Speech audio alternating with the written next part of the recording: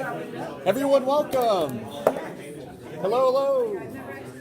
Hello, everyone. It is a little after 6, and we finally have a quorum now. So, everyone, thank you for coming. We have a large slate of things to go ahead and talk about this evening. If you guys have not actually signed in, I'd encourage you to go ahead and do so. And with that, we'll actually go ahead and get started. Call to order. Public agenda. Say that again. Oh, yeah, thank you. Would anyone like to make a motion to approve the agenda? So moved. Second. Shepherd and Thompson. thank you. Very good.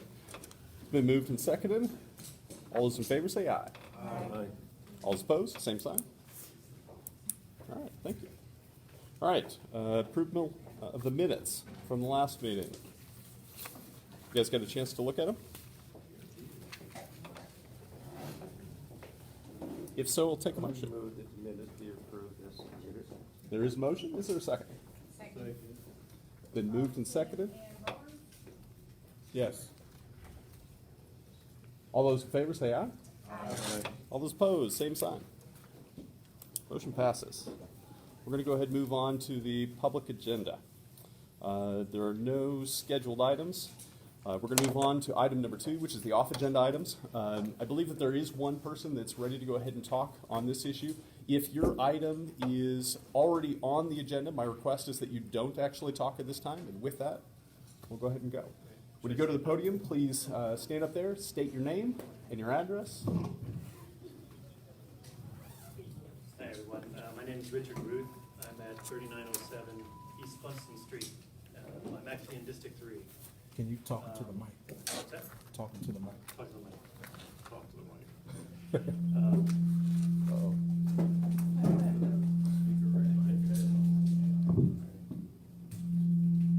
This is cutting into my 5 minutes. I wouldn't do that to you. Yeah, you may hope so. By the time I began, I wasn't expected to speak tonight, but the person who was going to come and talk to you about this issue wasn't able to come. And the issue that I wanted to talk to you about was this thing called trap, neuter, return. There are a plethora of information, a highly controversial subject. And over the course of the next several weeks, I'm sure that you will hear about it if you have not already heard about it. Some people say it works very well, other people say it doesn't work at all. The concern that I want to bring today is with the Animal Control Advisory Board itself. From its inception, on July 7, 2015, TNR was on the agenda, even though TNR was not the only way to deal with the situation. I spoke with a member of the city today who said that she felt that the construction of that board was for pro-cat people, pro-feral cat people, to get on there and to adjust and to influence city ordinance around animal laws. In fact, on September 2nd, the second set of minutes that are available to the public, Sarah Gwingrich, a board member and president of the Wichita Cat Hospital, suggested striking the word abandoned cat and adding definitions for feral cat, community cat giver, community cat colony, and modifying owner to state accepting community cat colony managers to release them from the limits of 4 cats. The ordinances that the board is going to vote on the 28th of November will permit a person 8 cats in a colony plus 4 cats that they own indoors for 12 cats. There are no restrictions on how many colonies can exist in a neighborhood. In areas of our city where houses are very closely packed together, you could have 3 or 4 people in a very close radius with these, up to 12 cats each. The TNR was discussed and is mentioned in almost all of these. In fact, on October 7th, one of the vets questioned the lack of cat in the licensing. Wichita is way behind in their cat licensing. I did a quick survey on one of the legal websites that shows ordinances. I chose Texas. I got about halfway through. Not a single city in Texas allows cats to not be licensed and to not be vaccinated annually. most of them have laws against running at large for cats. And this is because of the abundant scientific research that shows the dramatic effect that cats have, both strays, ferals, or home-owned cats have on our wildlife. And a subcommittee was formed. The only person on there who was against TNR, if you will, was a woman who had mistaken TNR for hoarding. And once she found out that it wasn't TNR, it was in fact hoarding, she left the committee, leaving a void in the makeup of that committee. Janet Johnson showed up a year after the formation of this board because they hadn't gotten any training. And she gave a 15-minute PowerPoint presentation on basic advisory board functions. And she said that the reason for that was because they had not been effective as a board over the course of that year. So my question to Janet was, what criteria does an advisory board have for collecting information? And she said, well, they did a survey. It's not very scientific. What happens is that the feral cat people get a hold of that survey, they tell all their friends, and they load it up with their responses. So you'll see these surveys at some point in these discussions going forward, and they're all heavily slanted toward this TNR idea. The ordinance does not have any microchipping. They have no repeat vaccinations. The cats will be caught once, vaccinated, a piece of the ear cut off, and let go. In order to have repeat yearly vaccinations, you have to have microchipping. You can't just keep cutting pieces of the cat off. The only way to track that is with microchipping. But the ears of our board have been deafened by these feral, Friends of Feral Felines is the name of the organization that has their ear. And it's quite cult-like, and it has drawn the ire of many of us who have only just now finding out about this as of this last meeting. So the November 28, 4 p.m. Animal Control Advisory Board meeting will be taking place. I can assure you there will be a lot of people there expressing their concerns about this ordinance. I encourage you to look into it, do some research on TNR, pro and con. And finally, I just want to say that the welfare of animals is intimately bound up with the welfare of human beings. We cannot separate those two. So as we move forward, we should have compassion for both the people and the animals. Ultimately, many of these colonies will be in our poorest communities. They will be dumped there. And the responsibility for feeding them will be on those community members. So I hope that we can find another way of dealing with this, at least to put a kibosh on this and to have better guidance. Thank you. Very good. Thank you very much. Real quick clarification, when is the board vote again? November 28th at 4 p.m., Kansas Humane Society. Okay, thank you. All right. Are there any other off-agenda items? If not, let's move on. Oh, Mine's gonna be real quick. okay.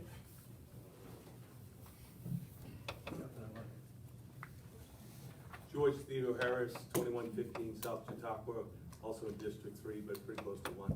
I'm the only person that's been to every Animal Control Advisory Board meeting since it started. The only person, board or in the public. And they voted 3-3, and one lady wasn't there who's going to vote for it. She's the one, when I asked them, do you want 10 to 20 cats living next to you, she's the only one who raised her hand. And then they said, no, really, our colony's only 6 to 8. And I said, all right, how many want 6 to 8? She's the only one that raised her hand. I've asked 3 different neighborhood associations. It's 60 to nothing. But this board is going to vote 4-3 to pass it on the 28th, because the one, like I said, that wasn't there, she's 100% for it. So that just shows you how much that animal board just doesn't know what they're talking about. When 60 neighbors don't want 8 cats living next door to them. Forget the 4 inside. Thank you. Very good. Thank you. I apologize. Good. And again, please state your name and your address. Sure.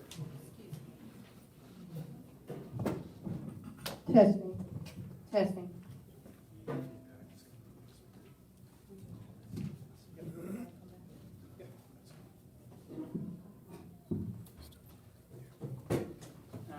I'm Clayton Pearson from 1442 North Coolidge, technically District 3. But one thing I wanted to mention is I understand that sometime soon, you guys for City Council will be seeing a potential plan for street redesigns for Broadway Street that could include, or likely include bike lanes.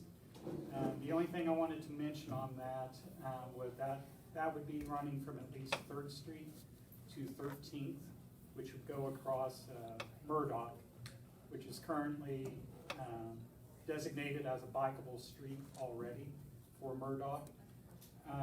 If there was a Broadway with bike lanes there, I would suggest that would open up a further opportunity for bike lanes running from Central Riverside Park to complement the upcoming development at the Dunbar District.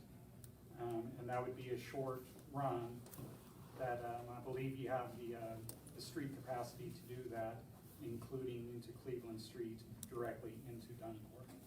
So when talk of the Broadway street redesigns come down the line, I would like those discussions to keep in mind the connectivity of other projects that could happen, particularly connecting Central Riverside to Dunbar. Awesome. Thank you, will do. Thank you. Last call for off-agenda items. Seeing none, we'll move into staff reports. Fire, would you like to go first?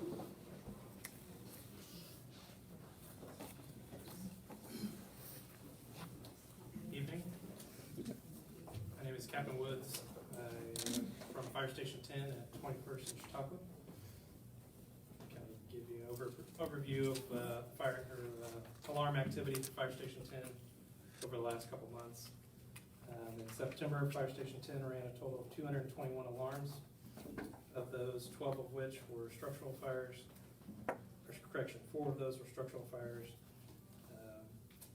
Ran 150 medical calls, and then 12 instances of fire alarm activations. In the month of October, we ran a total of 212 alarms, one of which was a structural fire, 8 fire alarms, 139 medical alarms, 4 flammable liquid spills, and 3 chemical release reaction. Of some of the fire activity in District 1 in the month of October, there's a fire in the 1500 block of South Hydraulic that caused extensive damage to the property that is currently still under investigation. House fire in the 300 block of North Minnesota. Also under investigation, the origin of the fire was on the back porch of a vacant house. 1400 block of North Green. Small fire on the floor near the back door. 4 occupants home at the time. That fire was accidental. 2151 East Shady Brook. Shop vac that caught on fire in the basement, which was accidental. 3123 West Douglas. Detached garage fire caused by spilled hookah ashes. It says accidental. 3022 East Mossman. Was an accidental fire that had 2 vehicles that caught fire right next to the house, which the fire spread into the home. Some activities within the fire department. We just had the recent time change. We want to remind everybody again, check your smoke detectors, change your batteries. If there's anyone that needs smoke detectors or needs assistance checking their smoke detector or changing their batteries, they can call the fire department offices at 268-4510, and we'll send a fireman out to help check your smoke detector. We currently have a recruit class going on that's getting ready to graduate sometime around the end of the year. And then right after that, coming up in February, we'll also be starting another recruit class, so we're excited about that. We recently took possession of a new command and communications vehicle. This is replacing our old command vehicle that was purchased, I think, in the late 90s. It's quite the vehicle. We still have yet to present it. It's still getting worked on. We took delivery, but it's currently at the radio manufacturer or shop here in town getting outfitted with all the radio equipment that we'll need. It's a very important piece of equipment for us, not only locally. We plan to have the apparatus available for use at any major event, regardless of its fire department, police department, whoever needs it will provide it. And it also will help us bridge the gap in communications when we respond now in a regional setting. You gotta go, Captain. Thank you for your service. All right.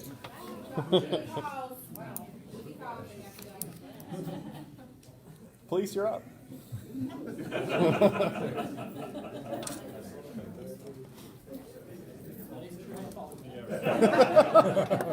Hopefully my duty calls quicker. I'm Officer Stark, I'm at Patrol North, I'm a DP out there, I'm on 47 beat. Basically, right now is the time for auto thefts and motor city autos. We've had a huge increase in that, especially in the 44 and 47 beat areas. Basically, a lot of them are unlocked cars that are people going into, so we need to get out that you need to be locking your cars. Take all your property out of your cars, don't make it easy for these guys. They're just going by shaking dare handles. If they open, they go in. Take your garage door openers in, because they'll take your garage door opener and come back later to open your garage doors and take everything else out that you don't want taken out. As far as the auto thefts, we're coming into the colder season. People are going to be leaving their cars running. That's okay, as long as you can lock your car when you do it. I know you want to warm your car up, but if you leave it running, it's going to get stolen. We've already had numerous. That's what a lot of these auto thefts are already. So if you're going to warm them up, lock the car, leave them in the garage with your garage door open just a little bit, that kind of stuff to keep this from happening, because it's already been in the increase and we're just getting started. Christmas Crusade is coming around. Police will be manning the phones the 19th and 20th of this month. So call with your donations. All those toys will be going out to the needy families in December, but the actual phone lines for the donations are the 19th and 20th. So that's when we need to get out. People need to call. As far as shootings, the most recent shooting is the 2111 East 21st Street shooting. It's over at the Valero. Basically, that stems from a disturbance that happened. The person that was shot was not the intended target. He was a friend of the intended target. We do have a suspect in that, and we're just looking for that suspect. One of the positive things we just got done doing is shock cops firing kids. I'll include fire even though they just ran out. It was a very big success. It's put on by WSU at Coke Arena. It's where all the kids come, and then we hang out with them. We teach them all the different stages, as well as WSU basketball, volleyball. They're all there as well. We had numerous kids there. We put smiles on their face, and it's just a positive note that we like to end it with. So that's all I've got. Very good, thank you.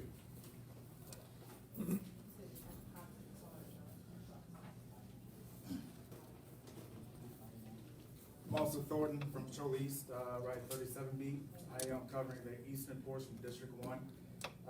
Stark already mentioned half the things I was going to say, so I was going to go off of our stats. Our ag assaults, burglaries, and larceny from autos are all down, going back the past 30 days. Only thing that's up right now is up about 7% is auto theft, and like you already touched on it, warming the car, so be cognizant of that.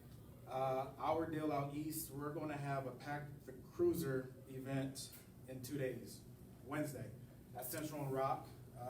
People are donating perishable goods when they leave the Dillon store, and then whatever we donate and collect, whatever we collect, we donate to the Kansas Food Bank.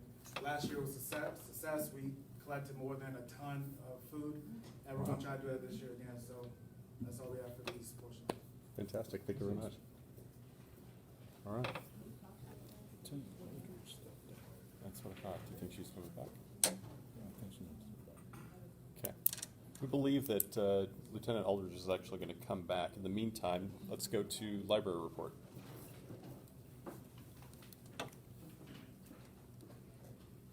Ann Ethan from the library. November is Kansas Reads to Preschoolers Month. Our librarians are going out to all kinds of daycare centers, preschools, and everyone's reading the same book, 10 Pigs, An Epic Bath Adventure, and we're giving away copies of the book. Yes, it is about 10 pigs trying to fit into a bathtub. We are giving away copies of the book at each of our locations, so you can stop in every day, fill out a slip of paper, put it in a box. We'll draw at the end of the month. Several items going on at the Maya Angelou branch. Saturday, November 17th, 2:30 in the afternoon. We'll be having a program for kids grades 3 to 5. Celebrate flight. November is Aviation History Month. Learn about the Wright brothers and celebrate by making a variety of flying contraptions. We'll have helicopters, flying airplanes, whatnot. 2 technology training classes. Beginning Word, Tuesday, November 13th, 2:30 in the afternoon. and Intermediate Word, Tuesday, November 20th, 2:30 in the afternoon. Call or stop by the Angelo branch to register. And the Friends of the Library are having a used book sale downtown at the new Advanced Learning Library. That's gonna be Saturday, November 17th, all day. That's all I got. Very good. Thank you. Questions? Seeing none, we'll move on to Park and Rec. I don't think she's here. I saw her earlier. I think she dropped off a report and fled. That may be it. All right. Without that, we'll go ahead and move into new business. Item number 7, please. Limited commercial to general commercial. Good evening, I'm Scott Knable with the Metropolitan Area Planning Department. The item that we have on your agenda today is a request to change the zoning of a property that's just immediately east of the northeast corner of Lincoln and Washington. The property is currently zoned LC Limited Commercial, and the request is to change the zoning to GC General Commercial.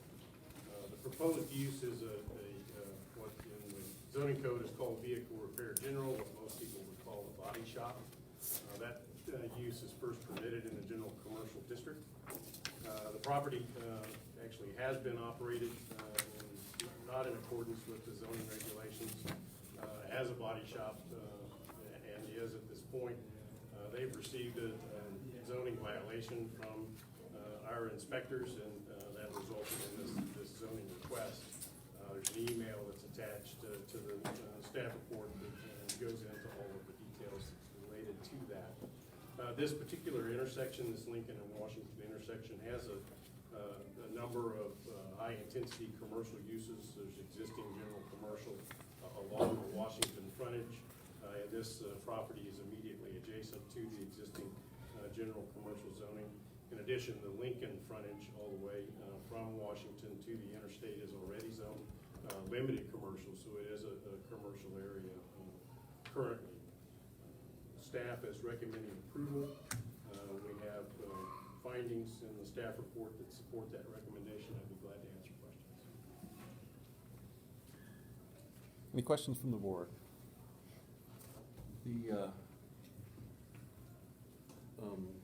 This all brought about, the finding out of this was based upon a neighborhood complaints, is that correct? That's correct. The original, the origin of the zoning request was from a neighborhood complaint and finding. And the owner has had very little respect for the neighbors and violated in their face, basically showing that very little respect. Is that also true? I have no idea whether there was a lack of respect demonstrated by the tenants. The property owner himself, I've talked to, he's been very respectful. The business is operated by a tenant who I've never met. Okay, do they have appropriate conditions to run a body shop, as in filters and? They do not at this point. If this zoning change is approved, there are a number of things that they will need to modify on the building as well as on the site itself in order to come into full compliance with the code. And how are we going to verify that that's done? That's going to be? That'll be through the inspections of the site. Okay. Any other questions from the board? Seeing none, we'll actually move it out for any questions in the audience. Seeing none, we'll bring it back. Is there any discussion? I move to disapprove. If I may just ask a question, see you. So do you know what exactly caused the complaint, the initial complaint? I don't know the specifics behind it, no. I think it's just the look of the business, the body shop's gonna have wrecked automobiles parked outside, and these automobiles at this point are not screened, and that is one of the requirements. So I'm assuming it is that, but I don't know for certain. Can I join you and say, we actually received a complaint from a citizen through an email through one of the tenants. They actually asked what they needed to do because they were not the owner, so they initiated also because someone came to them and said, you've been operating under the wrong zoning code. And they said, what do I need to do to make this right? And so that tenant contacted the owner of that property, and that also triggered this. So I've received some emails. there any other questions for Scott? All right, there is a motion that's actually on the table. Is there a second to the motion? Second. There's a motion moved and seconded to disapprove. All those in favor say aye. Aye. Can I have hands? Yep, let's raise hands, please. All those opposed, same sign. Motion fails. Is there another motion that someone would like to make? I'd like to vote to approve as recommended by staff. Motion Second. and seconded. All those in favor say aye. Aye. All those opposed, same sign. Can we have hands for approval? Hands for approval, please. Very good. You good, Camille? 5-1. Very good. Motion passes. Thank you very much. Move on to item number 8. I have parking rate. You do have Park and Rec. I apologize. Hold on just a second. We're going to go back to Park and Rec. Good evening, Community Exam Community Service Rep, Jackie of all trades. On behalf of Park and Rec, Manette Woodard would like you to know that they represented the city of Wichita at the 18th Annual Cafe Con Leche event in North High on Saturday, October 20th, with 677 participants in attendance. Staff taught salsa instruction, scratch arts, crafts, and other activities. Over 37 vendors were in attendance. Manette Woodard showcased the first annual cheer showcasing of cheerleaders from Little League football teams. Over 350 people attended, and $216 donated to serve underprivileged kids for classes at Atwater. So the fees they took, they turned around and donated back so children can take classes at Woodard Recreation Center. In October, the gym rentals increased by 40% in comparison to October of 2017 for Manette Woodard. And there's an increase in a long-term partnership for after-evening programming. At Edgemoor, the playground has obtained a new playground surface, and it's a better safe feature there now. Halloween in the park was October 26th, and there were multiple children. They estimated 4,000 participants. Linwood had their Halloween party Friday, October 26th. Approximately 250 people attended. The East High provided 25 JROTC members. And it resulted in part-time staff cost saving of volunteers of $1,359.75. McAdams had their party in Pink Dance Fitness in support of breast cancer awareness. 67 women participated in that event on October 20th. McAdams had a fall festival on October 26th. Over 150 children attended and costumes and things of that nature. All of those pictures are on the Wichita District 1 newsletter and Facebook page. Thank you. Thank you, Camille. Going back to item number 8, John, thank you for your patience, sir.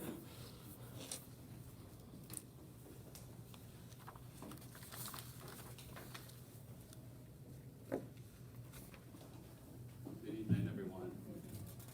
I'm John Hall with the Housing and Community Services Department. I would ask Board Chairman Mays and Councilmember Johnson if we can switch the agenda items. The next one is the entitlement grants, which leads into the request for the Grants Review Committee. Any objection? All right. To item 9. So item 9, which is a request for comment regarding community needs and funding priorities for our next consolidated plan. The presentation that's attached in your packet, I'm going to walk through that. It's merely an orientation to what our entitlement grants are, and so for the audience. I have some copies, but I don't think I have enough for the entire group. I'll leave them on the table. The city of Wichita receives an annual allotment from the federal government, U.S. Department of Housing and Urban Development to be specifics, based upon the city's population size and the poverty rates. And so since we are a city larger than 50,000 in population, we get an automatic entitlement grant every year. We get 3 grants. We get a community development block grant, we get a home investment partnerships grant, as well as emergency solutions grant. And again, the larger the city, the larger the amount of money we get. And if you're less than 50,000, if you're wondering, those funds go to the state, and then they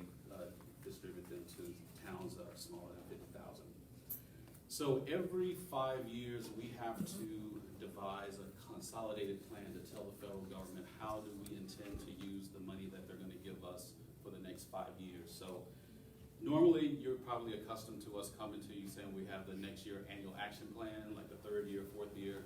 Well, this year, we have to start from scratch and do a consolidated plan that it will be due to the federal government on May 15th of 2019. And it takes us a long time to do the citizen participation to work up to May 15th. So the presentation here is to give you an orientation on how these funds are to be used and why we get them. So these funds are used to create strong, sustainable, and inclusive communities and affordable homes for all. The funded activities align to the city's goal of creating livable and sustainable communities. The types of funds that I've mentioned are Community Development Block Grant, or you often hear it as CDBG, Home Investment Partnerships, and Emergency Solutions Grant. The Emergency Solutions Grant is used to address homelessness. We generally get about $230,000 each year.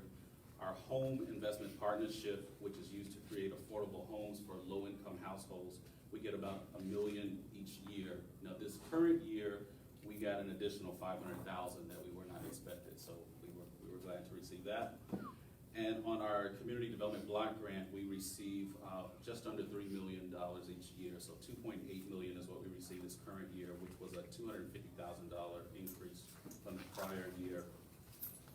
As I mentioned, we have to do a 5-year consolidated plan to let the federal government know how we intend to use the funds. And then each year within that 5-year plan, we have to do an annual allocation plan. And our program years run from July 1st of a given year through June 30th. The timeline for us to gather information for the consolidated plan starts now in November and will go all the way through February of 2019.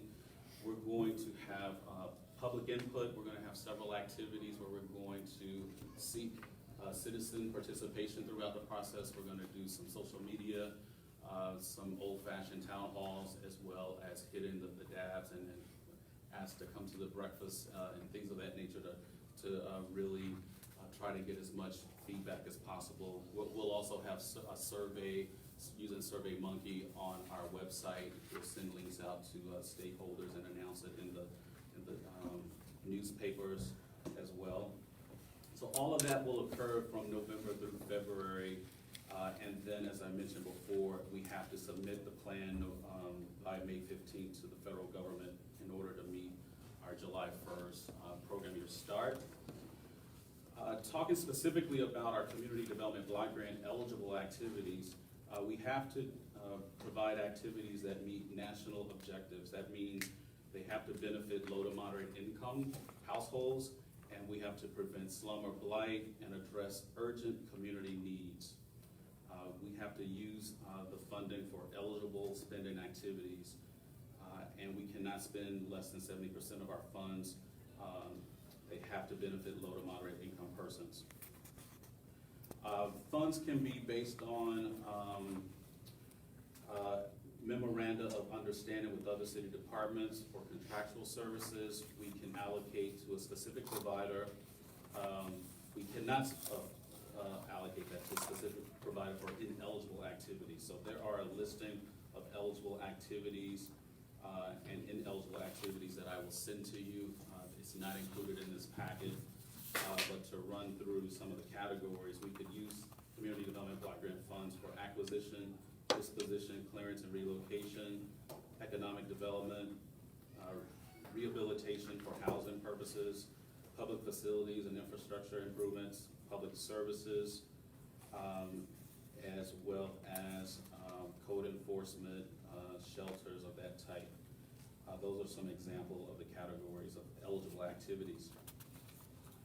Some of the current uses of our CDBG dollars are listed on these next 2 slides. So we use them for infrastructure projects, park improvements, economic development, home repair, code enforcement, fair housing initiatives, as well as some public service items such as domestic violence shelters, youth crime prevention, training and employment. The Way to Work program is funded using CDBG dollars. Under our home program, which is really designed for affordable housing production of units or preservation of units. We use our funding to help our community housing development organizations, or CHODOs. We provide them home ownership activities, so when they find buyers, we help them, the buyers, to get in the homes that the CHODOs are building. We do housing development and redevelopment activities. We provide for operating assistance for our community housing development organizations. All of that, again, to produce and preserve affordable housing in distressed areas of the city where we don't see the private sector meeting a business failure. The third entitlement grant is our Emergency Solutions Grant. That deals with our homeless assistance. We provide homeless prevention. So if anyone is at imminent risk of becoming homeless, you lost a job, but you found another one, you just need a bridge, we have funds available each year under our homeless prevention and rapid rehousing dollars. And again, we get only $230,000 each year from the feds on that one, so the money goes pretty quickly. As we prepare for the next consolidated plan over the next 5 years, we just seek prioritization from the district advisory boards on some of these questions posed here. What should be funded if the allocation increases or decreases? Which activities are your highest priority? Which activities are your lowest? Are there any urgent needs which should be considered? So those are the items that we would like as a staff and a department for you to consider and give back to us tonight or submit to us later. We won't submit the first draft of the consolidated plan until March, and so then we'll have more public comment period from March to May. We'll have a 60-day public comment period. But we're trying to get the first iteration out in January, so that once we do this grants review committee, they will consider the proposed projects and activities at the end of February timeframe. So any questions on what I've covered? What is considered an urgent need? And is there a place that we can see awarded grants so we can get a basis of what's already been awarded, or organizations that have received the funds so we can learn more? Yep, absolutely. So an urgent need is really defined as something basically catastrophic that has happened in your community that you would need to address. So it could be, a tornado that hits an area. It could be the loss of a major employer that, thousands of people were laid off. What can we do to train people to go into a different industry that's here? It's those types of urgent needs, something that happens catastrophically usually, that affects the economy. And where can And we the find second it? one, so if you go to our webpage at the city's website, wichita.gov, if you go to Housing and Community Services, we have what we call the CAPER. It's a report, so you, under the tab reports, click on reports, and we'll probably have it as CAPER, C-A-P-E-R. It stands for Consolidated Annual Performance and Evaluation Report. So each year, September 30th, we have to submit to HUD how we've been using the funds that we get year after year. And we report on the activities, the groups that are funded, all that. So it'll be a comprehensive listing, and you can go back for each year of our 5-year action plan so far, so there'll be 4, because we're in our 5th year right now. And you can go back to prior years as well. Okay. Together. Thank you. Any other comments? I have a question. Is there a specific focus in regard to economic development for District 1? Is there a particular area of District 1 that the economic development is focused on? Currently, no. There is not even, in our current consolidated plan, economic development is not listed as an activity. We have done a couple of special economic development projects that we have had to do a substantial amendment. So the one for District 1 that we've done was the Dunbar Theater feasibility study. And then the second special economic development project that we did was a Save-A-Lot on South Broadway in District 3.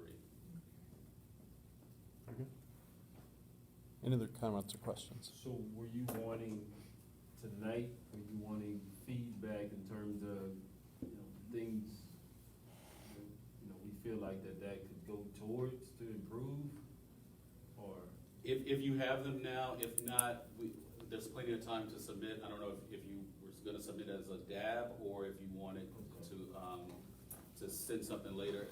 It can go either way. So how are we wanting to address it as a group, or are we wanting to throw out ideas to him individually?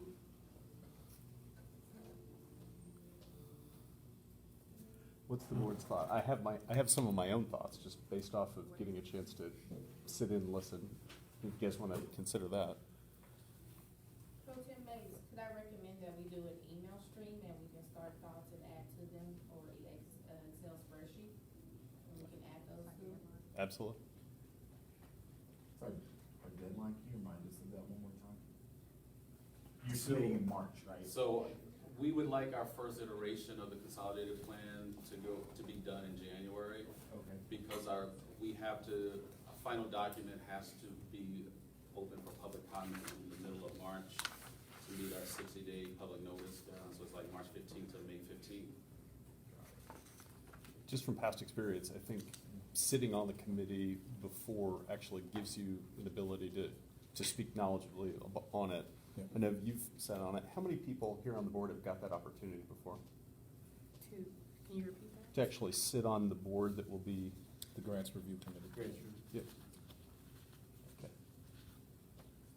Fair enough. For those that haven't, be considering that, because it's a neat opportunity. With that, I think Camila's idea to go ahead and start an email train with that, I think, is just fine. Do we have a date where we want to give it to him? When would you like that by?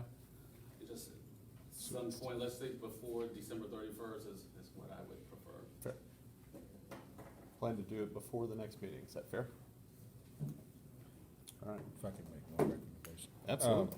Just remember on your email train, not to reply all. Kansas Open Meetings Act. Nice call, sir. Very good. There is another item that's actually out there, and that I believe he is looking for someone to be designated to sit on the Grants Review Committee. My recommendation would be for those that have already sat on that, you allow someone else that opportunity. But if there isn't someone that's ready to go ahead and volunteer, then maybe we can consider otherwise. Just from past experience, you only sat on a meeting a couple of times. 3 times to be exact. So the meeting dates are February 27th. It's a Wednesday, all on Wednesday, from 2 to 4 p.m. on March 6th, 3 to 6 p.m. and on March 13th, 2 to 4 p.m. Those 3 dates are critical to be able to attend. Can you repeat the times, please? 2 to 4 on Wednesday, February 27th, and 3 to 6 on March 6th, and 2 to 4 on March 13th. You're welcome. Not a terribly long commitment. They walk you through the situation, explain it quite a bit while you're there at the meeting. If you're not willing to go ahead and nominate yourself, feel free to nominate someone else at this point in time.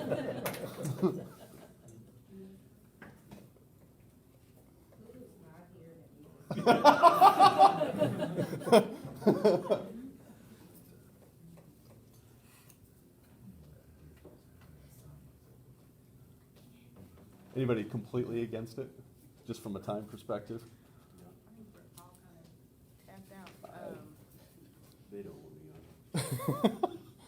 I would just need to check the schedule. Okay. All right. We may have a willing partner. Fantastic. So who's the backup if his schedule doesn't? I'll be the backup, but I don't want to be the priority. Very good. We don't have the Dom schedule is? Her daytime schedule? As a backup, potential backup, Ms. Neal? Oh. She works for USD 259. So we've got a primary and a secondary. Fantastic. Thank All you, right. Tom. Very good. Thank you. Anything else? That wraps it. Excellent. Thank you very much. Thank you.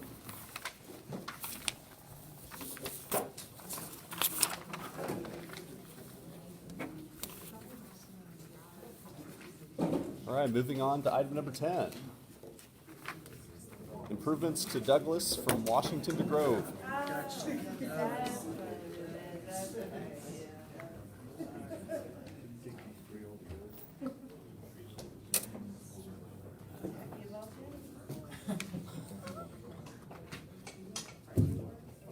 Nice job, Camila. I was like, he's probably tall enough, he just like push. I really want the money.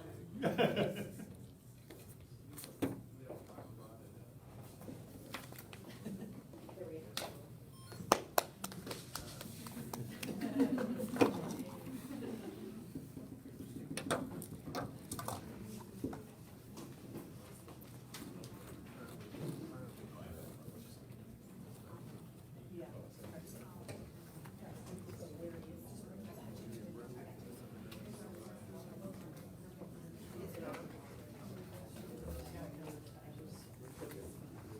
go. And you want the Douglas dad update? Hey, we know that guy. Looks familiar. A little bit.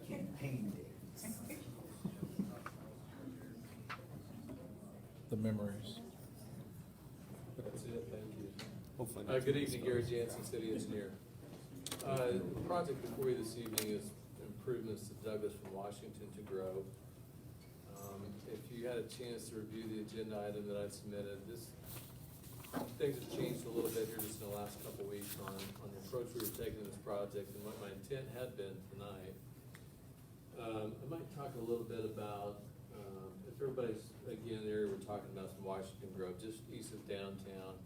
There's a lot happening here. There's a lot of excitement to do something to make improvements. If I can figure out how to advance this, maybe it's not on, that would help.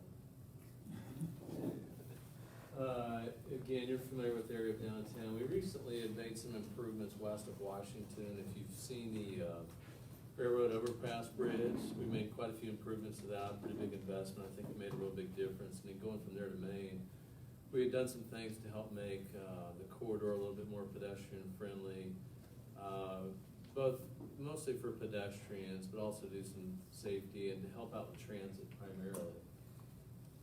This project has got a long history, and I don't even show it on here. I started in 2013, but all the way back to 2009, Douglas Design District had come together, very well-formed group, and started looking at what improvements this corridor might look like. And they had a goal, long-term, to create something more vibrant than what was there, to help businesses long-term. And so things kind of started moving there at that time. Our planning department and people prior to Scott got involved with it and started looking at what might happen there, and different people were getting involved. In 2013, the city actually hired a consultant, Baughman Company, and they had a design workshop from Denver on their team to start taking a more of a detailed look at what might happen with this corridor. And what we could do, trying to look ahead at the future, again, to drive development, to support the businesses. You know, if you're all aware of Delano, west of the river, it's not the same makeup, but we rebuilt Delano 15 years ago, a part of Douglas from McLean to Seneca. If anybody was around at that time, it's been an amazing transformation since then.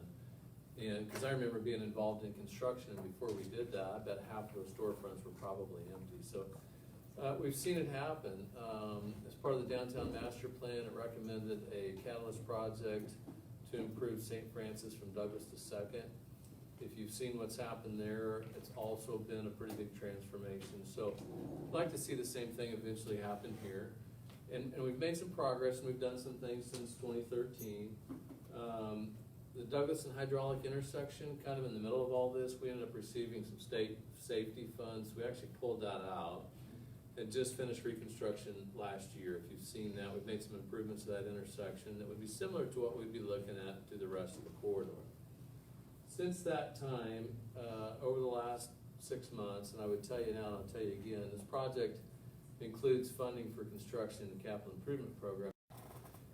For a variety of reasons, we started looking at this again.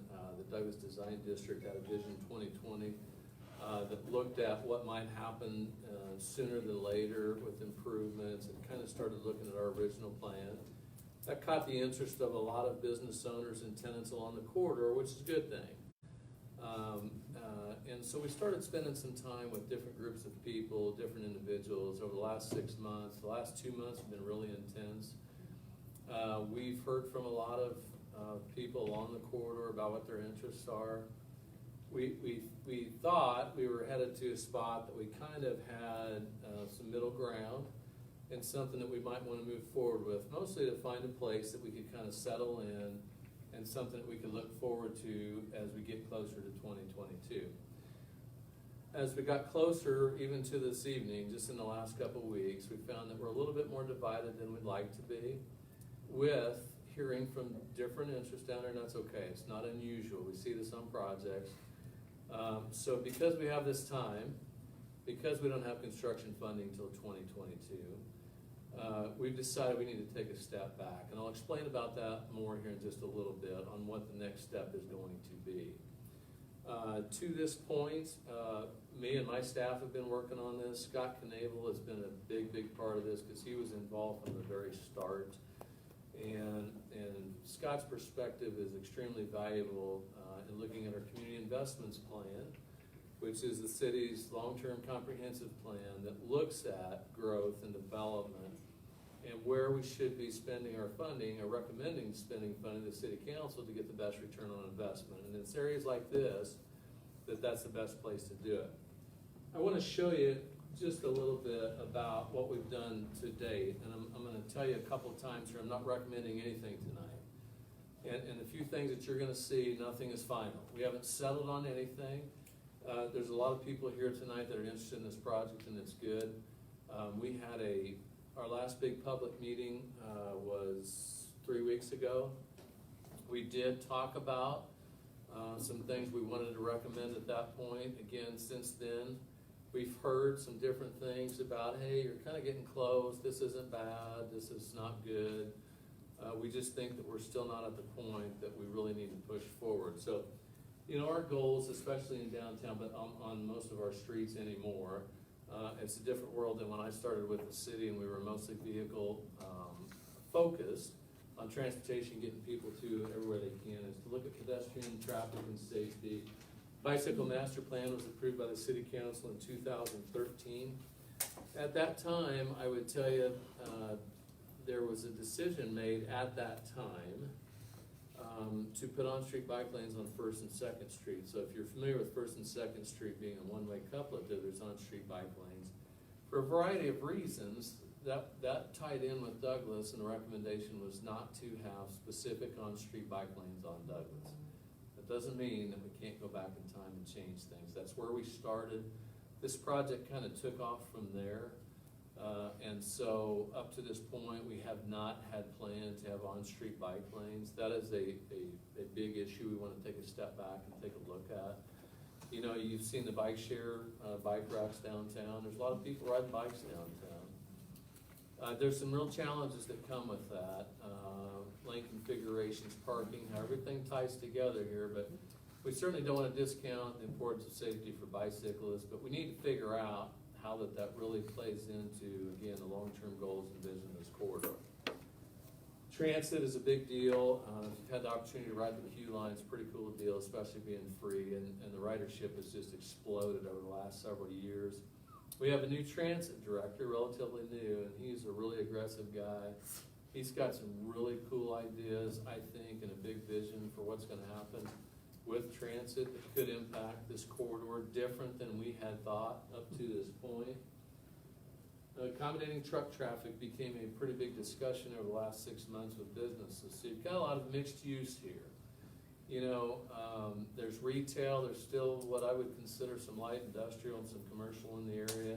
People still rely on trucks to get there. There's a couple things I'll talk to you about here in a minute, but the truck really came into play, and we tried to start making some changes to accommodate that. We think that's something we can reevaluate. Maybe there's a better way to get trucks in and out of the area that businesses aren't aware of that could impact our decisions going forward.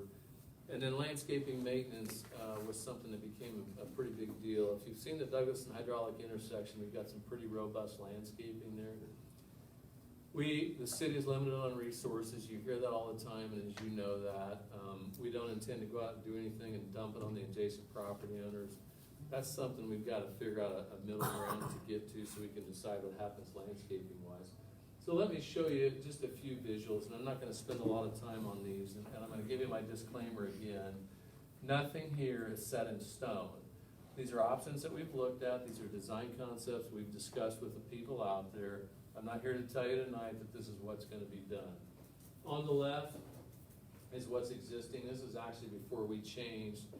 Over the last year, we went in and did some restriping, and we added diagonal parking to the south side. That had been part of the long-range plan. And if you go through there, you can see some businesses, especially closer to Washington, that utilize that diagonal parking on a daily basis. It's been a good deal for them. That's something we also wanna take another look at, because when you want to look at on-street bike lanes, diagonal parking becomes a safety issue when you've got people backing out. It also becomes a space. We look at bulb outs. If you've seen the area from Washington to Maine, and what we do at these intersections where we kind of move the curb out, all it's effectively doing is better identifying parking. It's not taking up any more space.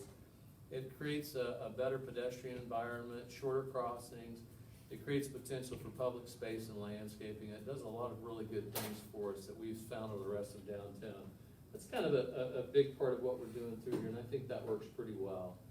We've talked a lot about these side streets, and there was concerns about them getting narrowed up, but effectively, we're not making the street any narrower.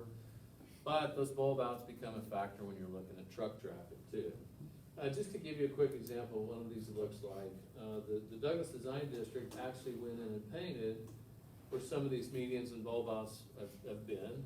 If you've been down in that area, you've seen those areas painted. And I gotta tell you, one of our biggest, as a side note, one of our biggest struggles across this city is getting pavement markings to stay.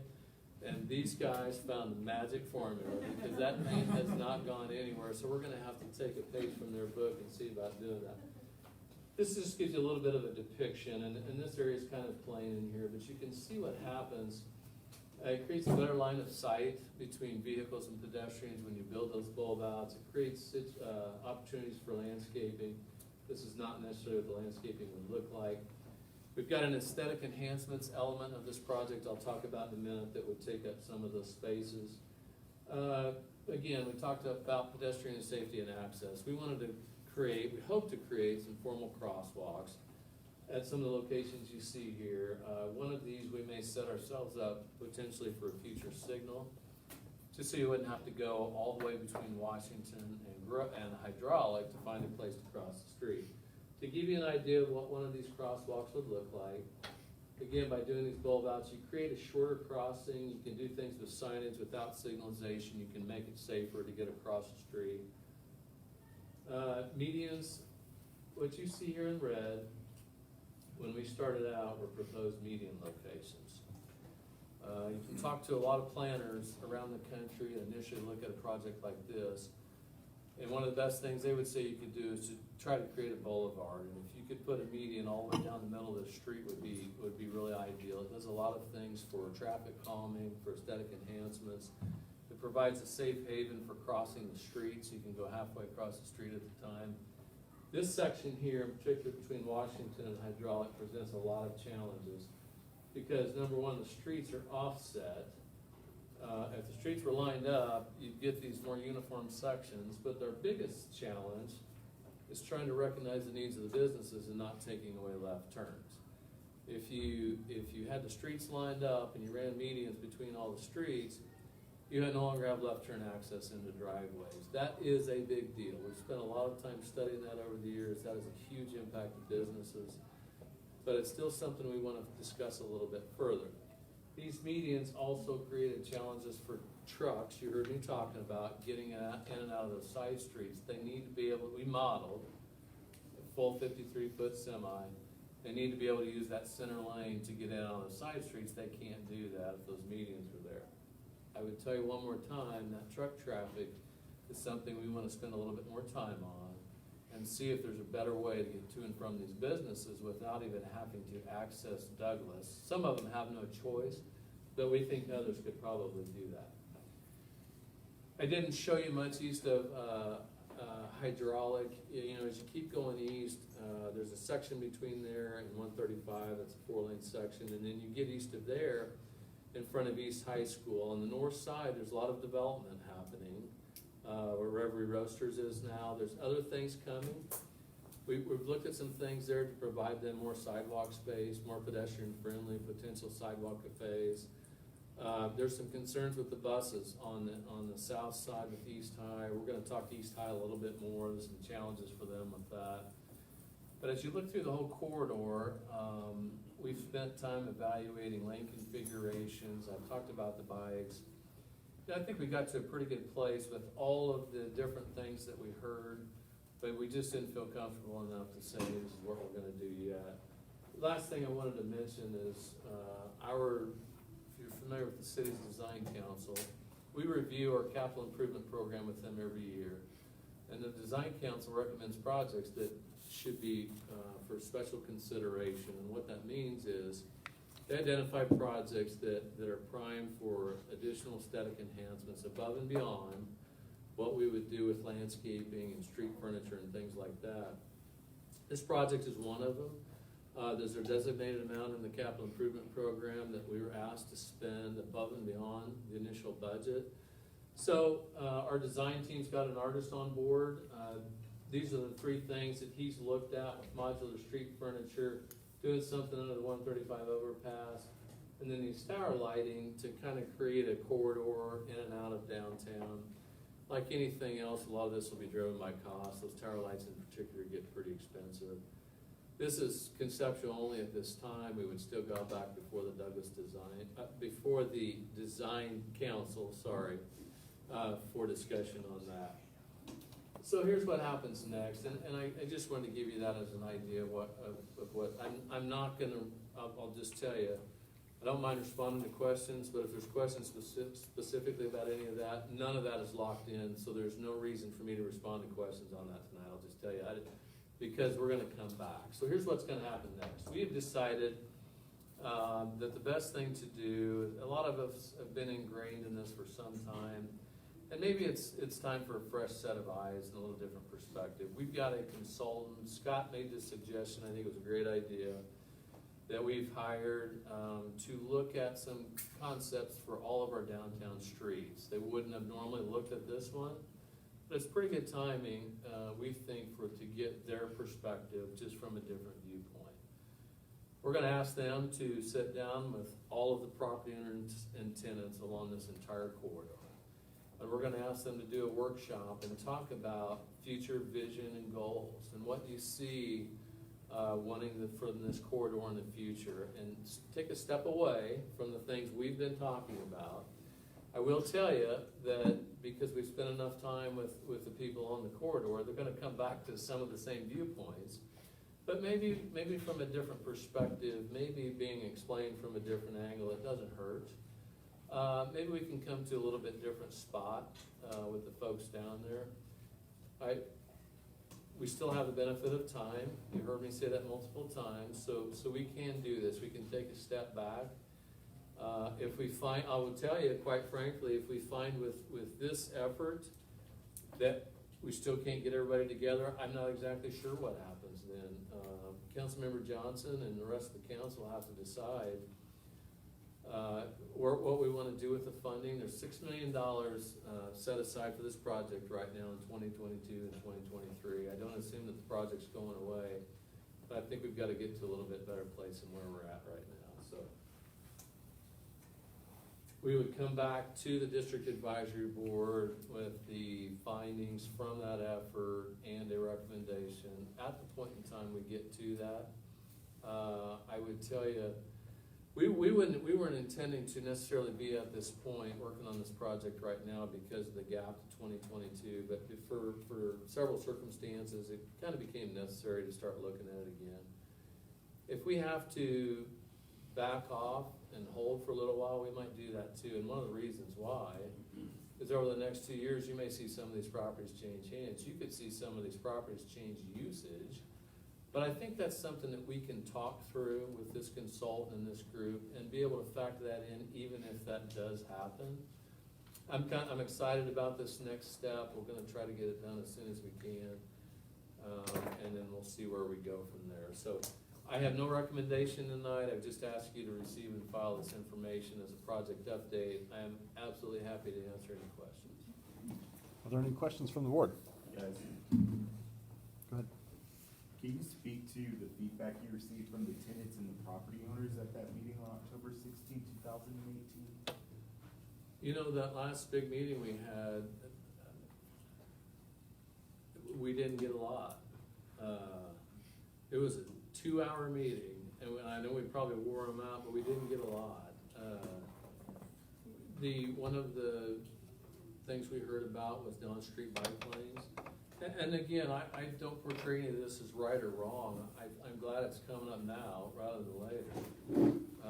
We had, gone down this path, no pun intended, that we weren't gonna have on-street bike lanes on Douglas for a variety of reasons, and it made sense. There are a lot of challenges to making that work and keeping it safe. I heard our city manager say the other day, and I would echo it from what I do. I can't even imagine how many hours a week hearing from people about congestion in our city and too much traffic. Well, all of you know that perception is reality. Well, it is. You know what? It's a matter of perspective, and a lot of people in our community haven't been elsewhere. This is what they see, it's what they know. So I'm telling you, for guys like me, and what we do, it's a tough balance, because I spend also hours every day of people saying, put more bikes out there, get the cars off the road. I get it on both sides. Trying to find some place to meet in the middle is tough.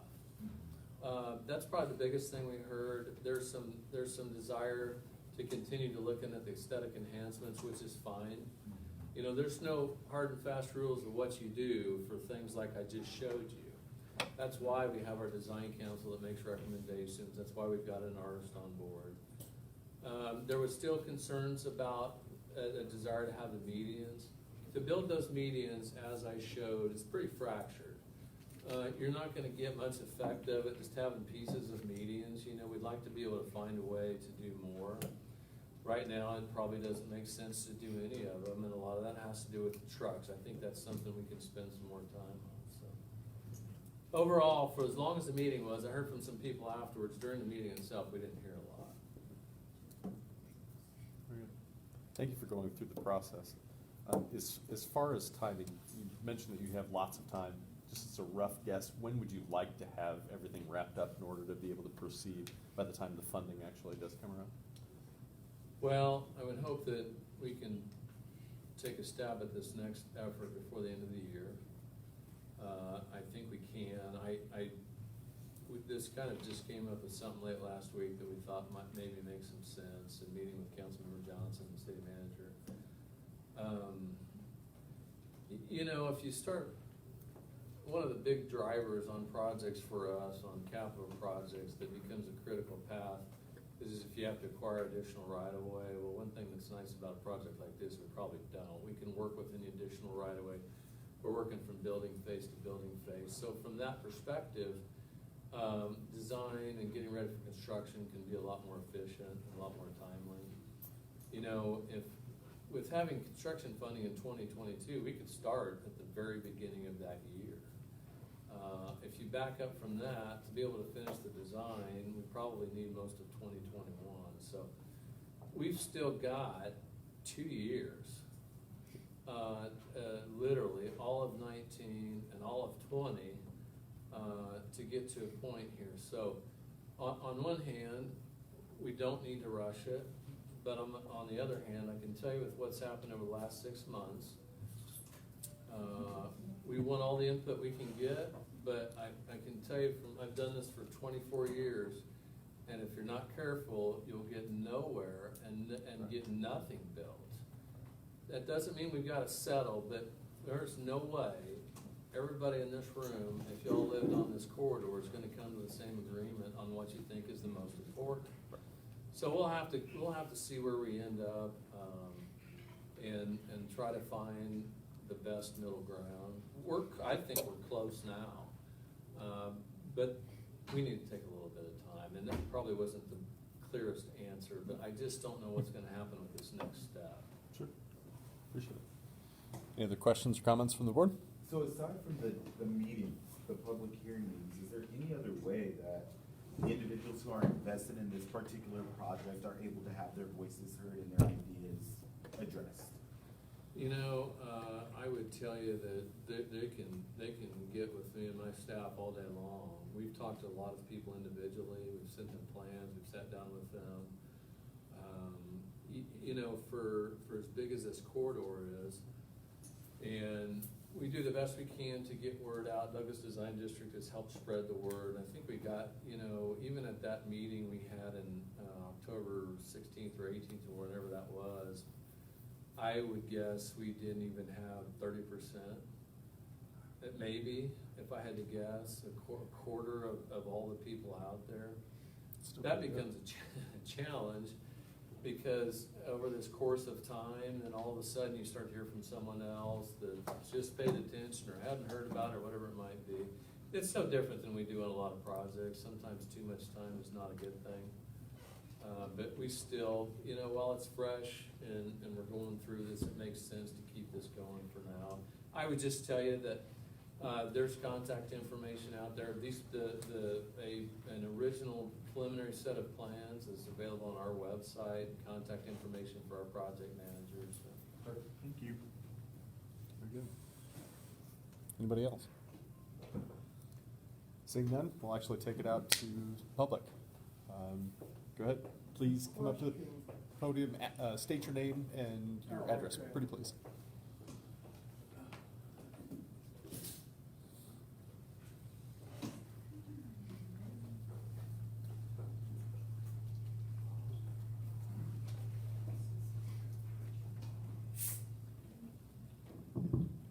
Name's Dave Cook.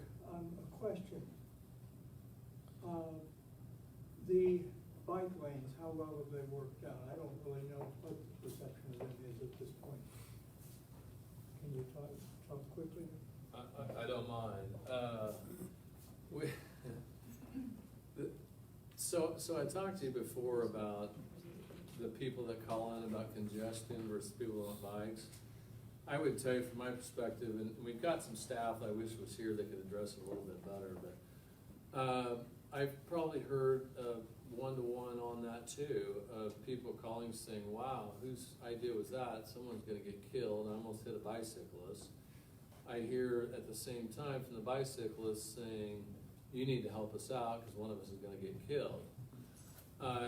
You know, we've done some things with some counts and they're getting used. Some areas get used better than others. I think what needs to happen is we need to keep pushing.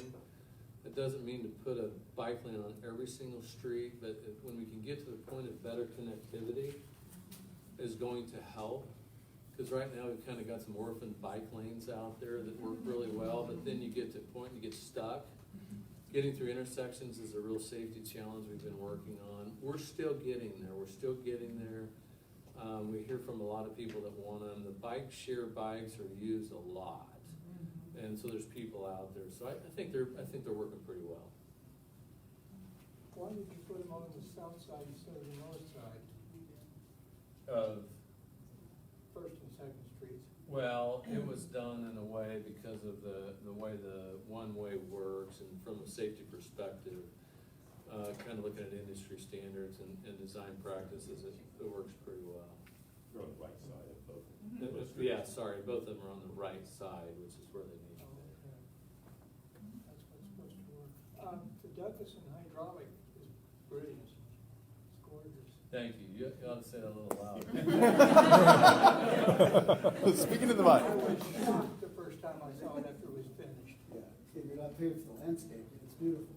Well, stuff that produces quality of life is never cheap. Thank you, I appreciate it. Well, and if you want to live cheap, go someplace where they like cheap. You know, now the city council needs to work on that too, but you know, that's another story. you say that into the mic, please? But seriously. We'll talk about that sometime. There was another question, I've lost it. We'll let you come back if you want to. Oh, I know what it was. The median thing. The medians out in Twin Lakes have a strange look to them, and you can drive over them, but they actually do the purpose of directing traffic. I don't know if you ever noticed that or not. Used to be able to drive over. Yeah, we've gone back and forth over the years of what we call mountable medians. They're supposed to be a traffic deterrent, but basically they weren't. And then people would complain about damage to cars, and it creates almost more of a safety issue than even having them. So most places around town, we've removed them and quit building them. You can drive over the ones at Twin Lakes. Not anymore. I Right. have. Okay. Very good. Please, go ahead. I pick up the roll.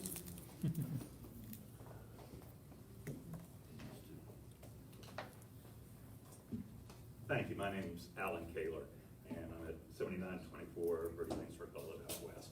But I'm here on behalf of Bike Walk Wichita. As Gary's presentation was a little bit different than what we expected tonight, so my presentation may be a little disjointed. I apologize for that. But just, I wanted to give you first some background on who we are and why we're here. Before I get into the actual substance. So I'm the president of Bike Walk Wichita. We're a nonprofit organization that's formed to improve and increase biking and walking in Wichita.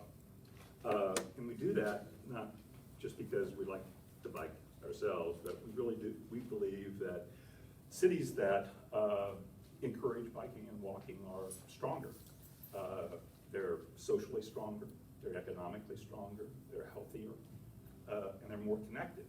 It's good for the community to encourage biking and walking. In fact, the city, as you may know, has been in the process of the Places for People project. That's a study commission or a whole project commissioned by the city and by the Wichita Area Metropolitan Planning Organization, WAMPO, to engage the entire community on what they feel needs to be done in Wichita as a place to make it a better place for people. And one of the conclusions of that project, it's now drawing to an end, one of the conclusions of that project is that clearly walkability is one of the key factors in making an area more vibrant and healthier. And in that connection, the Places for People project report, one of the reports, emphasized that the Douglas Design District is one of the prime areas in the city that should be targeted for walkability. It's has one of the areas with the highest demand for walking and has the most opportunity. It already has wide sidewalks and a high intensity of use. So it's a great location for placemaking, according to the Places for People project.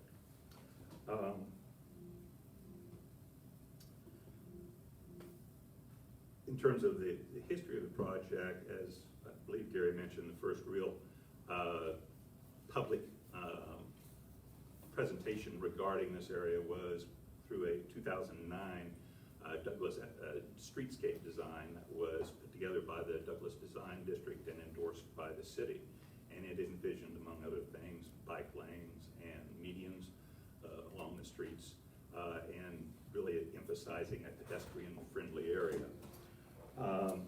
There really wasn't much public progress on it after that. There were various contracts let and so forth, but nothing really public until the October meeting. If I'm correct, Gary, that's the only public meeting on this specific design. Is that right? I presented the project to the Douglas Design District, had their annual meeting back in the spring. That doesn't mean everybody was invited. There was a big crowd there. Okay. We've heard from people all throughout the corridor for the last 6 months. I know you've heard from people, but in terms of actual public meetings that have been notified, in the October meeting, there wasn't really any notice of that. Oh, there was extreme notice for that. Every single property owner and tenant along Douglas was notified. Oh, okay. We've had this discussion. Yeah. We're not gonna notify 3 blocks away in No, every direction. and It's in just not terms, gonna happen. in terms of a public meeting, the notice went to the property owners along the street, not to And the what I would think of tenants, as the public. correct. Okay. The people who are Yep. most impacted by the flood. I understand, but just trying to understand what was meant by the word public. So I think there's been limited public input to this project. Certainly not. Well, let me skip ahead to one of the concerns that Gary referred to is that there hasn't been what might be called a shared vision for what needs to be done with that area. And I agree with that. There hasn't been. I think the way that the meetings were conducted led to that, and I think that opening it up to additional meetings with actual public meetings and public notice, with some discussion of what is desired along that, not just among the business owners, but among the people that use that area. The people who use the streets to get to there and to downtown, the people who go to the establishments there, and the business owners in the area. There needs to be a public process to decide what that should look like. The East Douglas Avenue is one of the most important and one of the most prominent projects in the street design of the city. And as the Places for People project indicated, it's one of the key areas to focus on for creating a walkable district that enhances the economy of the businesses along there. So I would, I'm in favor of the process of opening up and encourage the city and ask you to encourage a real public input into the design. Thank you. All right, very good, thank you. Hi, I'm Amy Basham. I live at 1442 North Coolidge, and I know that's not in District 1, but I have been a bicyclist commuter in District 1 in Delano for over 15 years. I'm also a recent graduate of the Civic Engagement Academy, so thank you very much for encouraging that. I just wanted to say that for those of you who haven't had driver's ed training in a while and haven't taken the city cycling, Safer City Cycling class with Bike Walk Wichita, there's one thing that is similar among both trainings is to be predictable. You know, as a driver, you're told be predictable in your driving. As a cyclist, you're told be predictable as you're cycling, signal, you know, all that stuff. And Douglas Avenue right now is not encouraging a way for cars, bikers, and pedestrians to interact in a predictable way. Sorry. Whew. So I just want you guys to, any project that comes up, to look at ways that cars, people, and bicycles can interact predictably. We need to have those areas that, you know, cars can know. People might be crossing here. Bicyclists are gonna be riding in this area. You know, that's First and Second Street I absolutely love because cars now know we're gonna see cyclists here. Cyclists are gonna go through the intersection in this manner. So even, you know, crossing First and Second Street at 135, they know where to expect cyclists.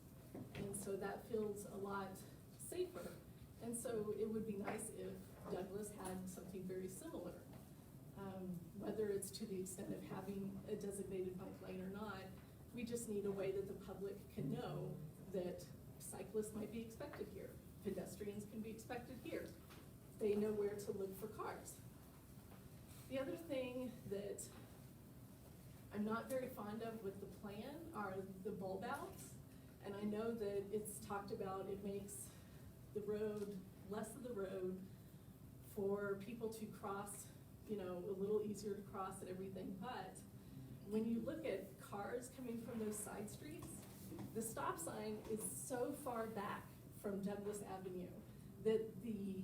If you're coming up from a side street, like Lulu or Cleveland or whatever, the stop sign is so far back, behind the bulb outs, behind the parked cars, all of those things, that driver is gonna drive through that stop sign basically to be able to see the traffic flow on Douglas. So there are national studies that say that accidents, 70% of bicycling accidents and car pedestrian accidents occur at those intersections where, the cutouts for, people riding on sidewalks more likely to be hit than people riding on the road. Simply because cars don't always stop behind the stop sign, watch the sidewalk, then kind of pull through and then look at how traffic is flowing. So you're asking our Zagster bike share and our pedestrians and all those things to, our novice cyclists, our people who aren't used to, walking around downtown and stuff, to be involved in a place that puts them at the most risk. And I just want to be sure that you consider those things in your design. So, thank you. Thank you. Good evening. You gotta I'll scoot be over. extremely brief. I'm Kim Neufeld, 1650 South Glendale. I'm the volunteer executive director for Bike Walk Wichita. I just wanted to make a couple clarifying points. The annual bicycle pedestrian count that was just completed again in September showed an 80% increase in bicycle and pedestrian activity here all around our region since 2012. So yes, lanes pass, everything, very exciting to see, but a lot more to be done, and excited also the city has begun an education campaign, and so we're excited to help with that. Also wanted to just mention that I was one that voted for Sharrows back in 2013, 2014 when we were looking and not putting in a dedicated bike lane.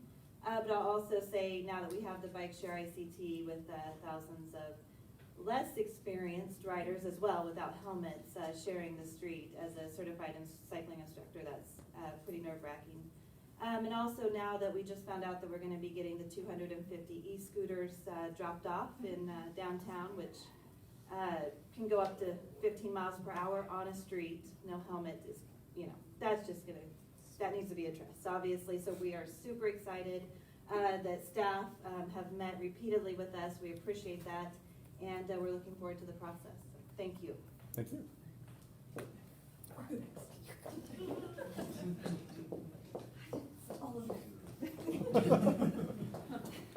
I'm Leanna Beach. I live at 219 South Minneapolis. I'm on the transit board.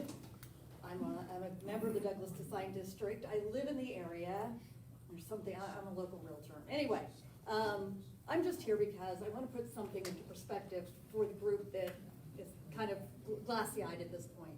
When I moved into this area, at the corner of Douglas and Hydraulic, there was an empty convenience store that used to be called Town and Country. And behind it was an empty car wash. That is now a Jimmy's Egg and Tanya's Soup Kitchen and a medical facility. So I'm letting you know that this is what this area was. I moved in there 20 years ago. I moved from Riverside. My friends made fun of me. My parents told me that I was going to be burglarized every day, that this was the worst neighborhood to live in. For a while, they thought BTK lived in our neighborhood. I lived there as a single woman. I've never had a problem. I have 4 bicycles. I have bicycled 200-mile bike rides for the Leukemia Society. I have a little putt-putt red bike that I ride around the neighborhood. I have a mountain bike that I take out to the lake, and I have 2 race bikes. So I'm a bicyclist. I ride the trolley. That's how I got on the trolley board.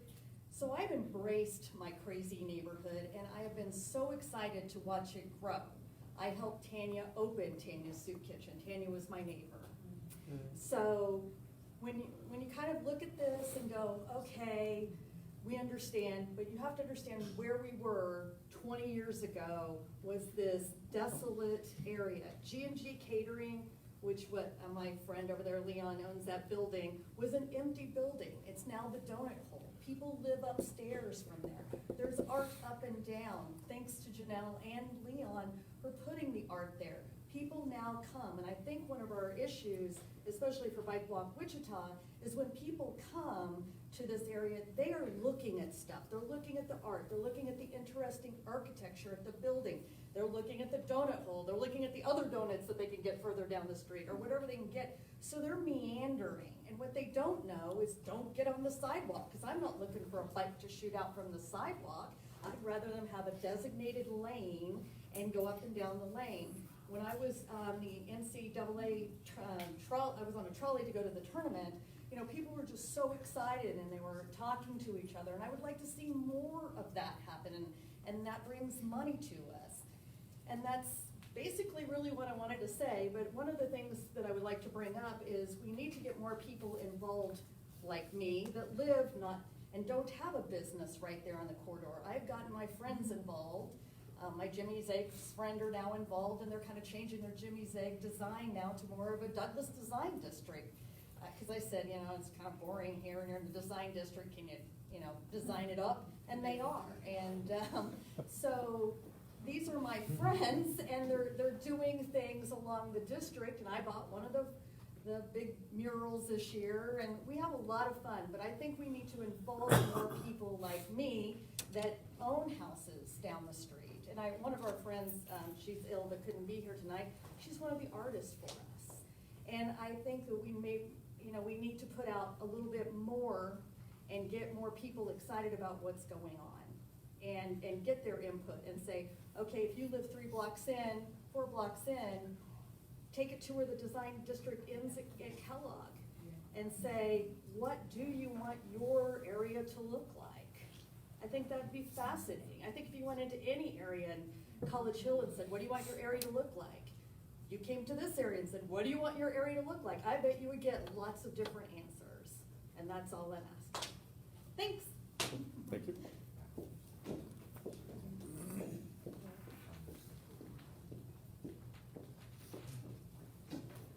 Janelle King at 6004 East 10th Street North, and I am president of the Douglas Design District and owner of the workroom in the Douglas Design District. And the Douglas Design District is a membership based with over 100 businesses represented throughout that area. And I just wanted to quickly state that what Gary has presented this evening is in full support of the Douglas Design District, that I think over time, since 2009, when we initiated this and worked hand in hand with the city, that's 9 years ago. Trends have changed, businesses have changed, and it's time to take a step back and let's take another look at it to find some better suited solutions for today and quite frankly for the future. And so I just wanted to say that we are here today in support of this new direction, and we look forward to working together to finding some great solutions that are bikeable and pedestrian friendly, and our businesses can thrive and grow.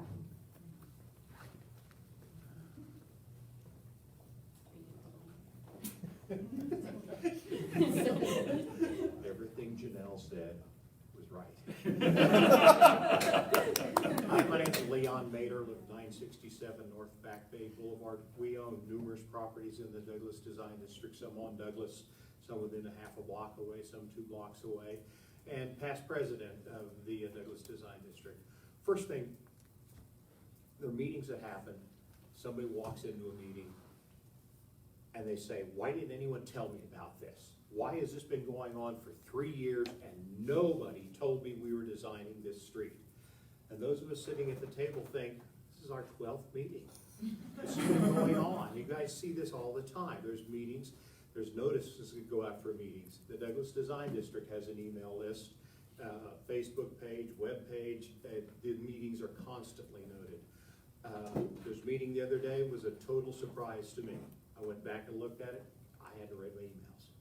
So, as Gary, they give the legal notices to everyone on the street. I think we as a district get it out to everybody. If you really need to know what's going on, join the Douglas Design District. Get on our email list. 9 years ago, that plan looked awesome. things have changed a little bit. I think that's where we are, we're getting more input. Were you guys here 9 years ago even? Michael? Yes. We have some people who really pay attention and think about the bicycling. When they explained to us 9 years ago, but that we just, or 7 years ago, whenever it was, that it wouldn't fit. I thought, oh, okay, they know what they're doing. It's a bigger deal now. We have 80% increase. If we get 80% every year, it's gonna be a real number. I like to bicycle around town, and some of the bike lanes make no sense. I swear, if you're sitting there looking under a plan, I'll bet they made total sense. In support of everything engineering's doing, excited to come back and spend some more time with them in the next year with Bike Walk Wichita, and I think this is gonna be an awesome plan. Good.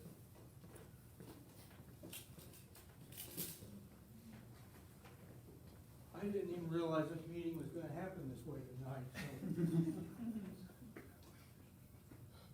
I talked to the District 1 breakfast on Saturday morning about the Chung report. This city has had 30 years of decline. We're trying to turn it around. It's going to take some work, it's going to take some patience. Douglas Design District is fabulous. I go to Watermark Books all the time and run down the street from there. I live in that neighborhood. It takes more entrepreneurship. That's what we're lacking. And we all know how entrepreneurs are. It takes patience, it takes sticking your neck out and trying stuff. And the city needs a lot more of that. We've done too much saying no for 30 years. And we're trying to say yes now, and it's lovely to see you guys out here. But keep in mind that turning around 30 years of negativity of saying no can't be done overnight. It's gonna take some time, and I hope you keep after it. I wanna volunteer for something and don't know what, anyhow. That's all. Thank you. Thank you.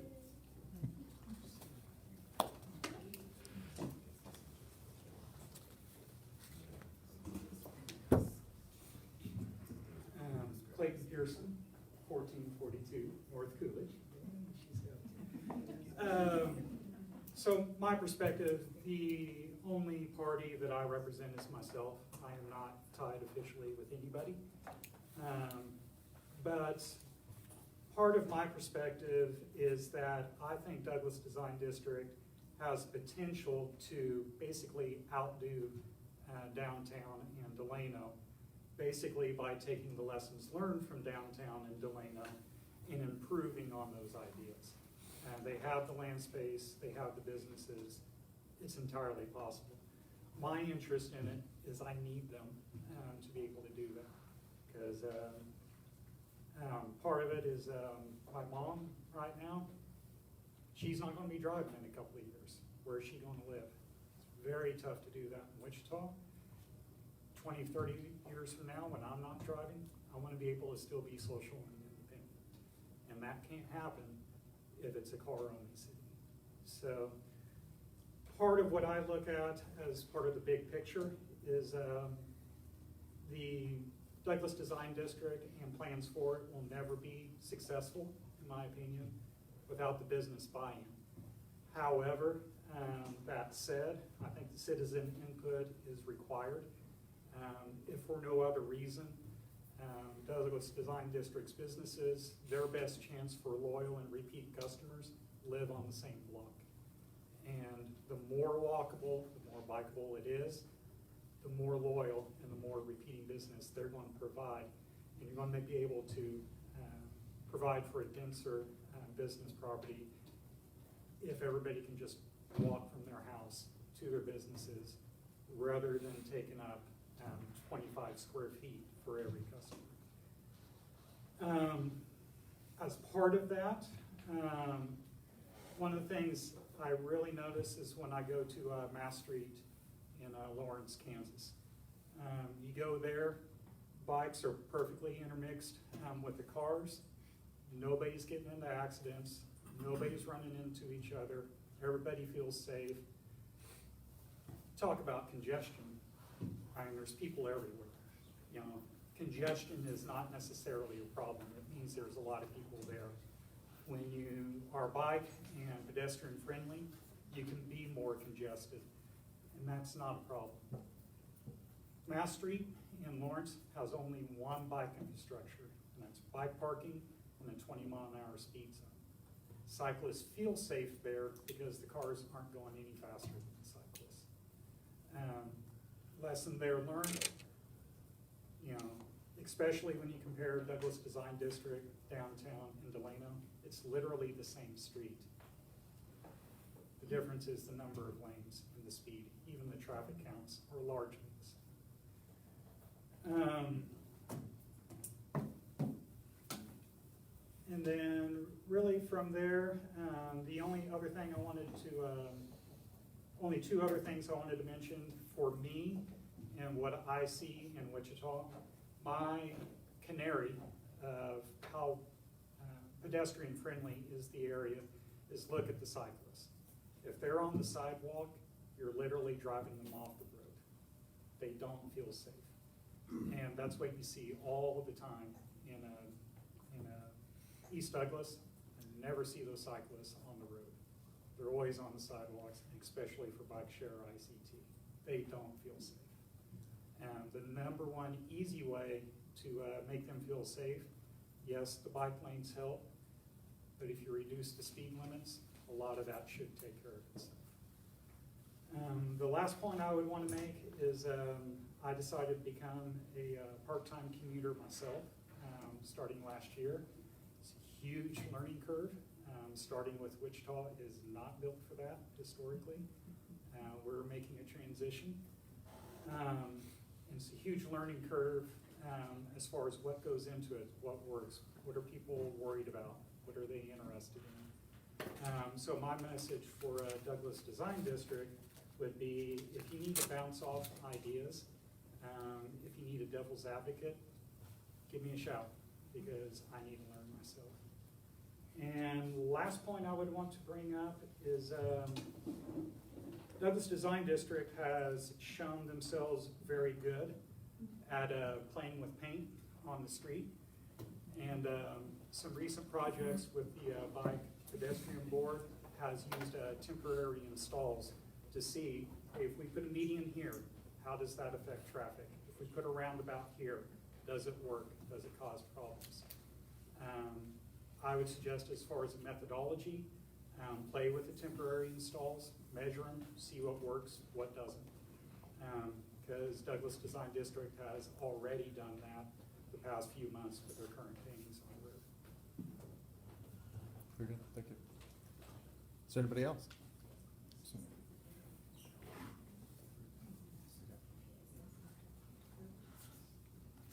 H 2918 East Douglas.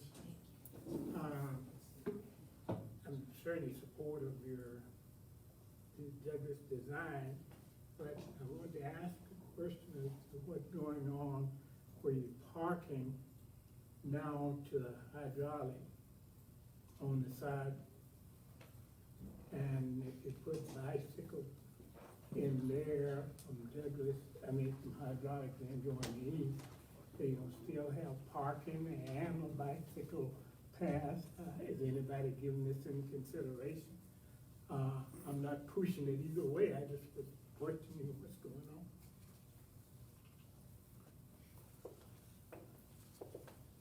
I can't address that, and I don't have the final answer, but it comes back to lane configuration. So going east of hydraulic, the only way to make on-street bike lanes work is we'd have to go to 3 lanes. And that's probably not out of the question.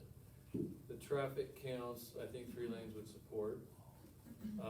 The projected traffic counts, and I think we could make that work. It's not a point we've gotten to yet, because it kind of depends on how that connects with everything going west of hydraulic. But our goal would be to make all this work, make it all work together. Less lanes, keep the parking and the bike lanes. That would be the perfect world for us. But let's not do that. Come on, Gary. Very good. Is there anybody else that would like to speak on the issue? Very good. Gary, thank you very much. We'll go ahead and move on to item number 12. And you're up again.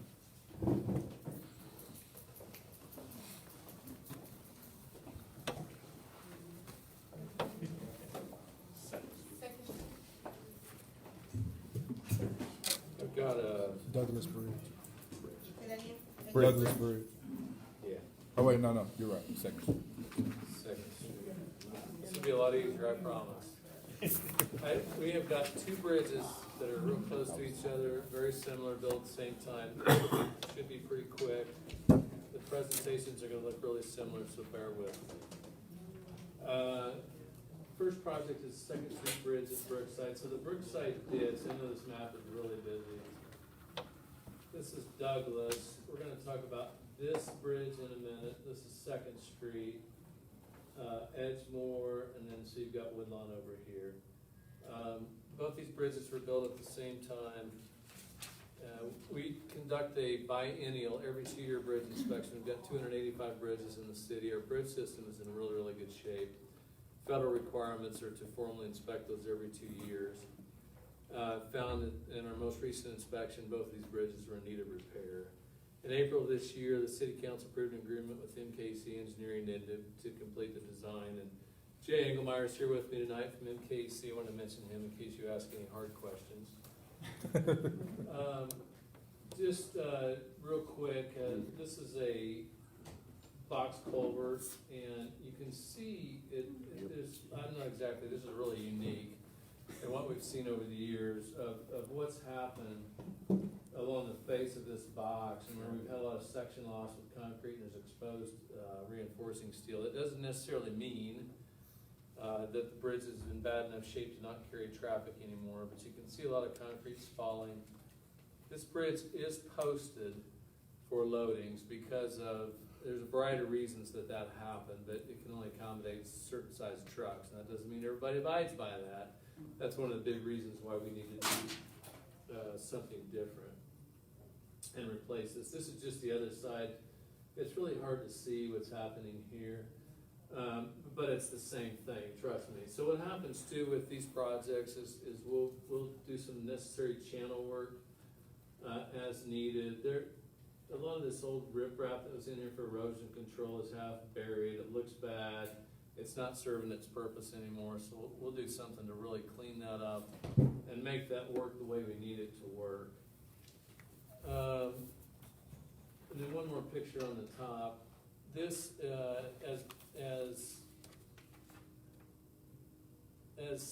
Second Street is a residential street in this area. It's only 2 lanes. We'll have to close the bridge for construction. It's just really hard to do this half the time and keep any traffic open. Probably estimate about 6 months for construction. And so we'll have to close that down. We've done that before. So I talked about replacing the existing structure. We'll regrade the channel. We've got to do some sanitary sewer work in the area to replace the pavement. And we would close Second Street. The other part I did mention is you saw there was some concrete handrail. We would replace that with black steel handrail. It does look a lot better. It adds a lot more nicer appearance for the area. All of the new pavement will make this project look a lot better when we're done. The approved capital improvement program has got $750,000 for construction in 2019. We would plan to start this project in the summer. MKC is designing both of them. We won't build them both at the same time. We would do this one first on Second Street. It'll go a little bit quicker because it's going to be closed, and then we would move on to Douglas. So with that, I'd ask the DAB to recommend approval of the design concept. Are there any questions from the board?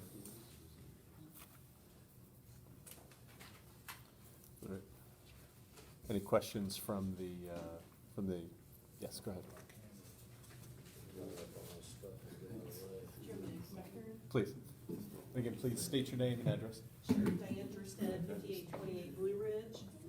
And I live very close to this, and I want to thank Public Works for sending out the announcements. I received 2 announcements, a letter, and I believe a flyer on my door, so thank you for that. Good. And I really appreciate the infrastructure investment by the city. This is really important in our area. We've recently also had not water mains, what are they called? Well, it's the neighborhood water main. Yeah, water replacements, which is always very important, that we keep up with this. It's not the sexy stuff, but it's important to the quality of life here. The only thing I would ask for your consideration is the aesthetics of the bridge.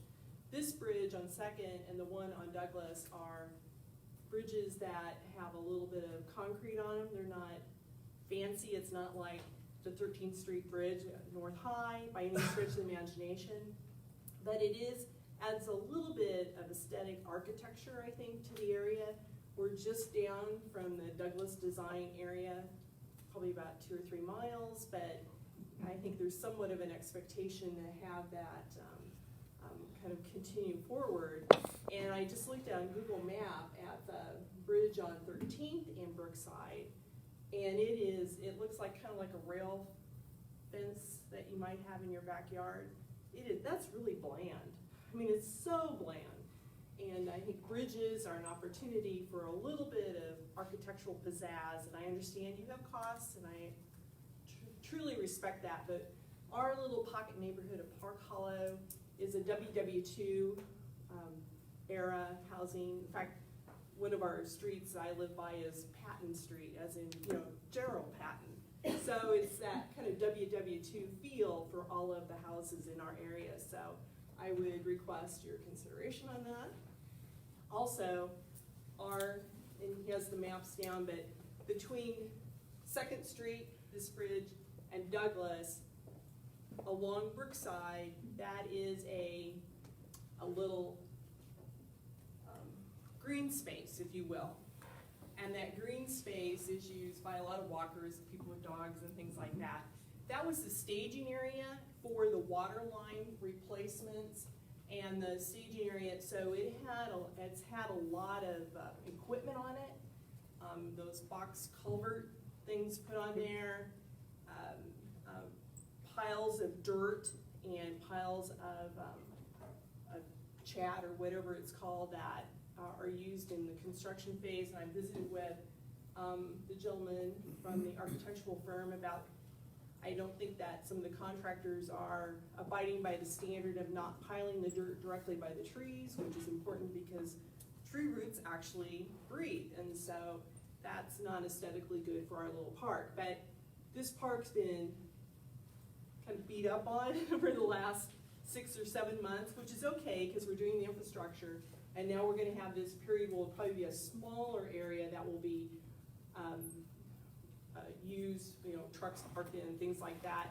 I would just request that, your overseeding process, right now we have a lot of bindweed, things like that. It's just not very aesthetically pleasing, and that you are reseeding that whole area as we go forward. And I hope, and this is probably not the park to do in it, that we look at more native grasses and forbs in some of our wild, our mixtures when we're reseeding. That's hard to do. I understand it's hard to do, and you have to work with your contractors that are doing the mowing and things like that for that policy. So I thank you for your time. Thank you. Any other questions? Seeing none, is there any discussion? Is there a picture of what these bridges will look like? Well, you can see, but I'll tell you, you can see it back there. It's going to look similar to what you see here. Now, Jay, this one's going to 3 cells, or it'll stay as 4? No, it'll be a 3 cell. It'll actually be, you only see 3 openings. What you see on the end here is going to be very similar. It's going to be concrete. This will be, as designed right now, is a black steel handrail that you see on a lot of our bridges. And I know that sounds a little bit plain, but it looks pretty nice. One of the things I don't mind looking at, and I'm glad it's brought up, is what we've done in the past is to look at possibly a form liner along the face here. And what that does is you can kind of do a variety of things. We've done that on some different bridges. And it just adds a different texture to it, so it's not flat concrete. It's going to look, even without that, this is going to look worlds better than what you see right now. But it's going to still be a box culvert structure like this, not a single span bridge. The hand railing itself makes a big, big difference. Do you guys just have one design concept that was proposed? And well, on this type of bridge, for functionality and cost, there really is nothing else that makes sense. There's nothing that's cost effective. And the only thing you would possibly change, and we're not gonna build this as a span bridge, cause it's just not cost effective, is just the number of openings you would see. And I suppose from, people can look at that however they think from a aesthetic perspective. All you're gonna change is really the number of cells that are here and somewhat what these wing walls look like. We've got a standard that works pretty well. But I don't mind looking at anything else we can do to help us out. Like I said, I just what we're gonna do alone is gonna be worlds different than what you see right now. So, remind me, what's the construction of the handrail? Well, a proposed handrail is a steel handrail. Okay. A standard is black, and it's something that we've worked through our design council with as a standard design outside of a special consideration project to do something With different. just what, vertical? It is, and it's, trying to think if there's one around here that you could use as a reference. We put it on most of our new bridges. But yeah, it's got 4-inch openings. Like the one at my shop at, Market and 24th Street, or the Chisholm Canal. That one is actually, if it's the one I remember, that was some pretty specialized handrail that I think, the 25th in Market is for sure. The 25th, where about a block, half a block away from Market Street. Yeah, that one's got some specialized handrail. That has some specialized, the other one was, it's just pretty bland. I did paint it, and it looks a lot better, but, And I apologize, I didn't have a picture of that for you, but, it's worked pretty good. I mean, for most people, we hear from like the way that handrail is looks. there some kind of an insert that would go along with the neighborhood, perhaps, that we could just, weld into place instead of the verticals? It would be a little more pleasing to the neighborhood? Well, so I'm gonna tell you again,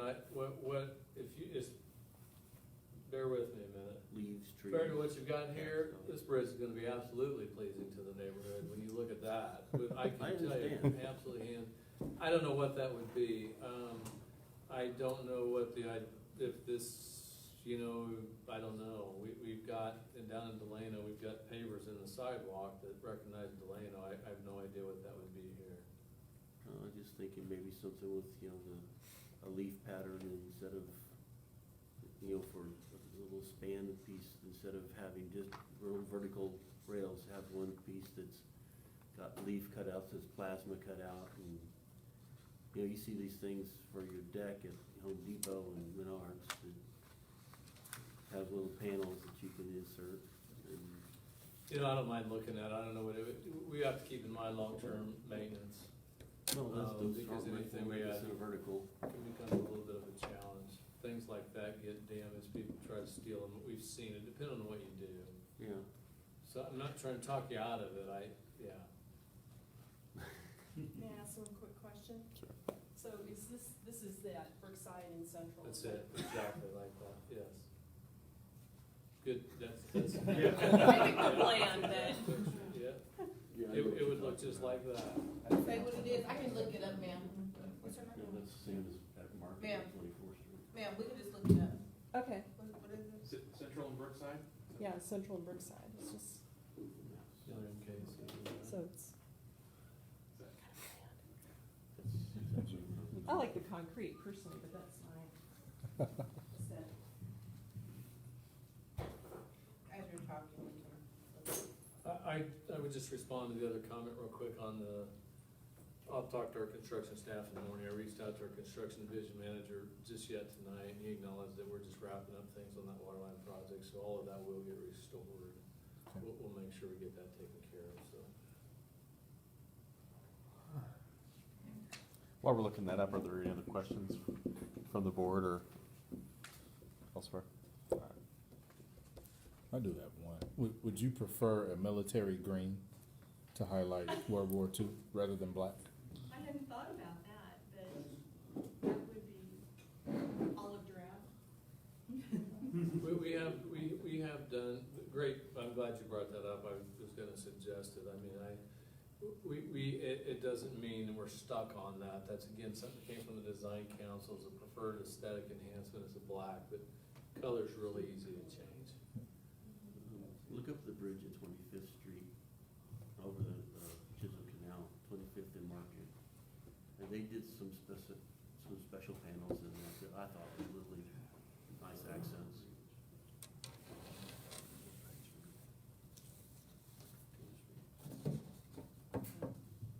Having internet concerns, so. She's gonna have it for it. Yep, I sure can. Well, we have to vote on it. If I may ask, My question is to Deb, you need to see the picture before making a recommendation? If the citizen is showing you have a question first. I was just gonna ask a question, because I remember we visited a situation with a bridge before, I believe it was 10th Street Bridge, 10th and 15th. 10th and 15th. The pedestrian bridges. Yeah, and I'm just scratching my head, trying to figure out what's the difference between the two. Now, from what I remember, when we discussed the 10th and the 15th Street Bridge, we talked a lot about the number of people who frequent the bridge. Is this a highly frequented bridge here? Douglas gets a lot more traffic than Second Street does. Both of them carry a lot more traffic than 15th does, yes. Okay. Relative to 15, definitely. Okay, because, again, I was just, for clarity's sake, because I know when we discussed that, we, basically from the city, what they were saying was basically, well, it's just not worth repairing the bridge, and, you know, we heard both sides. We talked about how much it would cost in terms of, you know, 1.2 or some million, or whatever the cost is to repair the bridge, and so they were proposing, a walk, what do you call it? Pedestrian bridge, and I'm just scratching my head, like, what's the difference between the two? Is it, because, I mean, we're asking for special types of, you know, aesthetics and things like that, but that wasn't asked for 10th Street, or that, none of this was offered. And so, again, I'm just sitting here wondering, for clarity's sake, how can we do special aesthetics and all these types of things for Douglas, when the only option for 10th or 15th Street was a pedestrian bridge? So, Well, I'd back up a little bit and tell you, so the maximum traffic counts on the 15th Street Bridge over the course of 3 years, even when there was weekend events, was 200 vehicles per day. The Second Street Bridge, if I think back to what the counts were, it's probably around 1,000 vehicles per day. Douglas is probably 5 or 6 times that. Considerably more traffic. For the 15th Street Bridge is a full span bridge. It's a lot longer. The estimated cost of 15th alone to rebuild it to carry pedestrian traffic was $1.3 million. If you look at it, $1.3 million for 200 vehicles compared to $750,000 on each of these to carry 1,000 and 5,000 to 6,000 vehicles, it's a huge difference in return on investment. I mean, that's the first and foremost thing that we look at. I'm not proposing other aesthetic enhancements to these bridges. I don't mind looking at it. We're not gonna do anything that's gonna drive up the cost. We just can't because of the resources we got. We don't have the resources right now to replace 15th Street. One of the differences on 15th Street that we have to consider is what it's serving, and it's serving a park that has direct access 2 blocks away on each side, and so there are some differences here.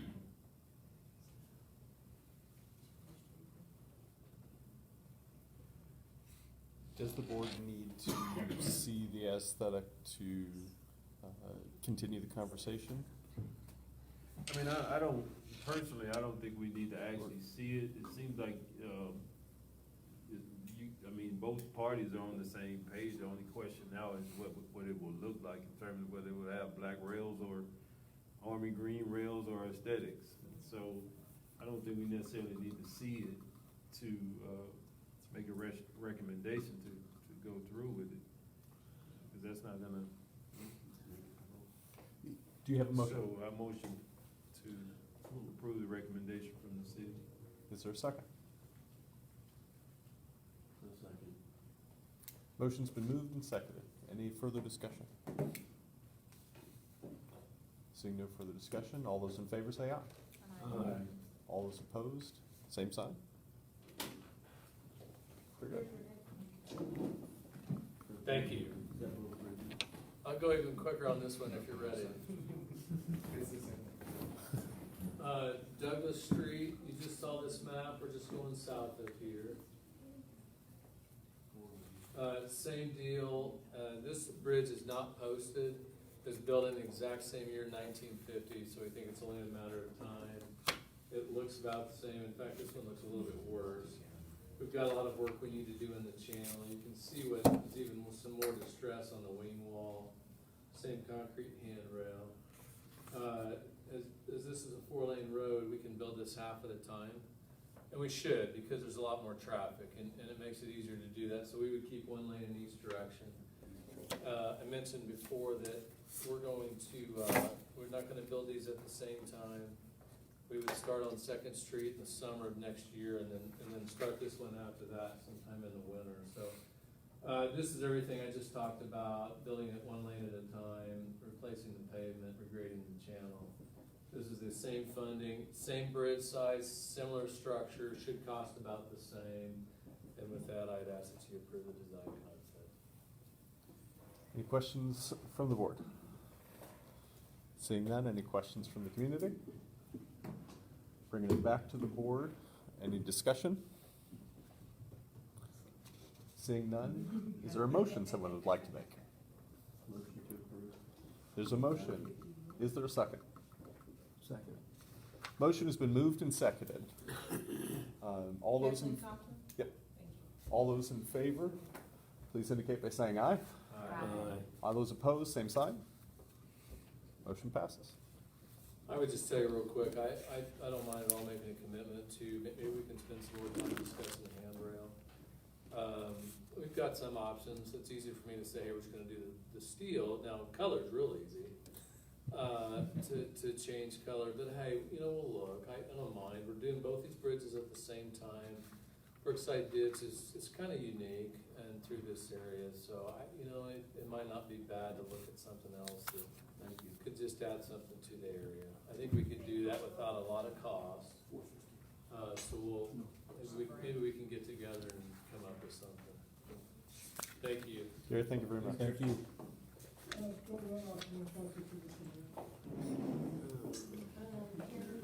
All right.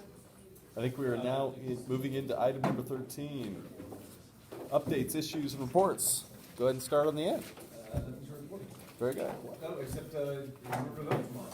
Hey, that's right. Tomorrow. If you haven't already. Unless you're Democrat, then it's Friday. That was you. Yes. We had our cleanup, I was forced to miss it, and I guess things went okay, except for one neighbor decided to bring everything at 2 o'clock and dump his entire yard. So my daughter and son-in-law had a little bit of a fit with them, so other than that, everything looked pretty well. Very good. I do have a request, I don't know, from Brandon, what's my time on this board is counting down, and I don't know what the timing is for park board appointments, but I would like to request a park board appointment.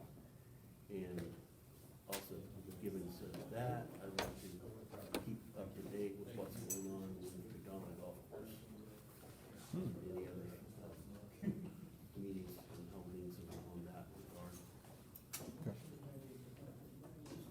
Very good. Do you want to end it up? Yeah. Okay. Just speaking from College Hill, this past year was the first year I actually gave out candy at a friend's house at one of the busy streets, and oh my. Oh my. And we had a couple of different couples that were, kind of tag teaming it, and it was just, your arm got tired, actually. It was just crazy. But the police were great and actually, keeping everybody safe. And I think everybody had a good time, and Awesome. it was really pretty good. So, yep, don't forget tomorrow vote. James? Don't have anything to report on. I'll be sending Camila 2 event, announcements, just to save time. Thank you. All right. Nothing on the end? All right. Councilman? Awesome. Few quick things. Next month at our DAB meeting on December 3rd, we will have the aquatics plan. Come back with all 3 options. Park staff is working with Water's Edge to come up with visuals for what those options will look like. Real quick overview, if you haven't seen it, option 1 was the approved plan already, so 3 regional water parks, 1 neighborhood pool, and then splash pads. Option 2 was 1 very large regional water park comparable to Derby, located at McAdams. And then option 3 is keeping pools that have a lifespan of 10 to 15 years open, which was about 6 pools, and then other splash pads. Option 3 is the cheapest. Option 2 is the second cheapest, and option 1 is the most expensive at around 18 million. Option 2 is about 17, and option 3 is 12 million. That does not extend the life of the pools in option 3, but we will have a detailed presentation at that meeting, and you can ask all the questions that you like. December 1st breakfast will be at the center and not here at Atwater. The center is at 11th in Minnesota. I want to encourage you all to be there. 1, because it's the last one of the year. The breakfast may or may not be entertaining to you. It is one where we will kind of wrap up the year, talk about what has happened, and I am asking for feedback from everyone on how I can be a better council member. So if there are things that I did well, please let me know so I can keep that up. If there are things that I need to improve upon, please let me know that so I can serve better in the coming year. That same meeting at 10:30, we will have our second Taking Action on Violence meeting. So our first one was September 6th. This one will be at 10:30 on that same day. Hoping to have as many people or more. We had more than 150 people at our first meeting. We're shooting for 300 at this one. And again, it's just looking at violence in our communities, our city. What can we do about it? Engaging everyone, and really having some viable solutions. Something that we all can do. Again, as law enforcement says, they can't do it themselves. We all have to be involved. So I want to encourage you all to be there for that. My last update is December 15th. The flyer will be out soon. Will be Christmas in the Park at McAdams. That will be hosted by Real Men, Real Heroes. So you can expect to see Santa Claus. Kids can get gifts. I'm told there will be food, Christmas carols. Hopefully Priska can bring a rise. But that event will be there, and it will not only help Real Men, Real Heroes, but they are giving a percentage of whatever monies they can raise that day back to McAdams Park and allowing young people to use the facilities there. So, open gym is $1.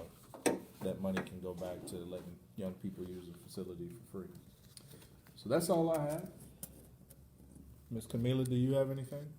Yes, did you announce this Thursday meeting, that sheet of paper in front of you? Yeah, that is sitting in front of me. So Thursday, Thursday, November 8th, KDOT is going to have a combined public meeting about the North Junction. For those who don't know, that's up north, US 54, 254, not US 54, 254, K96, 235. So yeah, that will happen. Please go check that out. Some good information. As you all know, the city of Wichita is trying to get some support on the federal level to get that redone. Right now, that we have a lot of safety issues with that and have a number of traffic accidents, and we're trying to get that going. So lots of congestion. So that is again Thursday, November 8th. I think you all have that flyer. If not, we'll get that to you. And I think it's posted on social media too. Anything else? Awesome. Trunk or Treat had 600 here. I didn't announce that. Trunk or Treat has 600. I came. It was awesome. There was one area that really scared kids, and I probably shouldn't have laughed as hard as I did. They stepped in and just, it was great. It was great. So, awesome. With that, there's one more motion. Motion to adjourn. First, is it seconded? Second. Who made the motion? Galen Thompson. All those in favor say aye. Aye. All those opposed, same sign. Let's stay.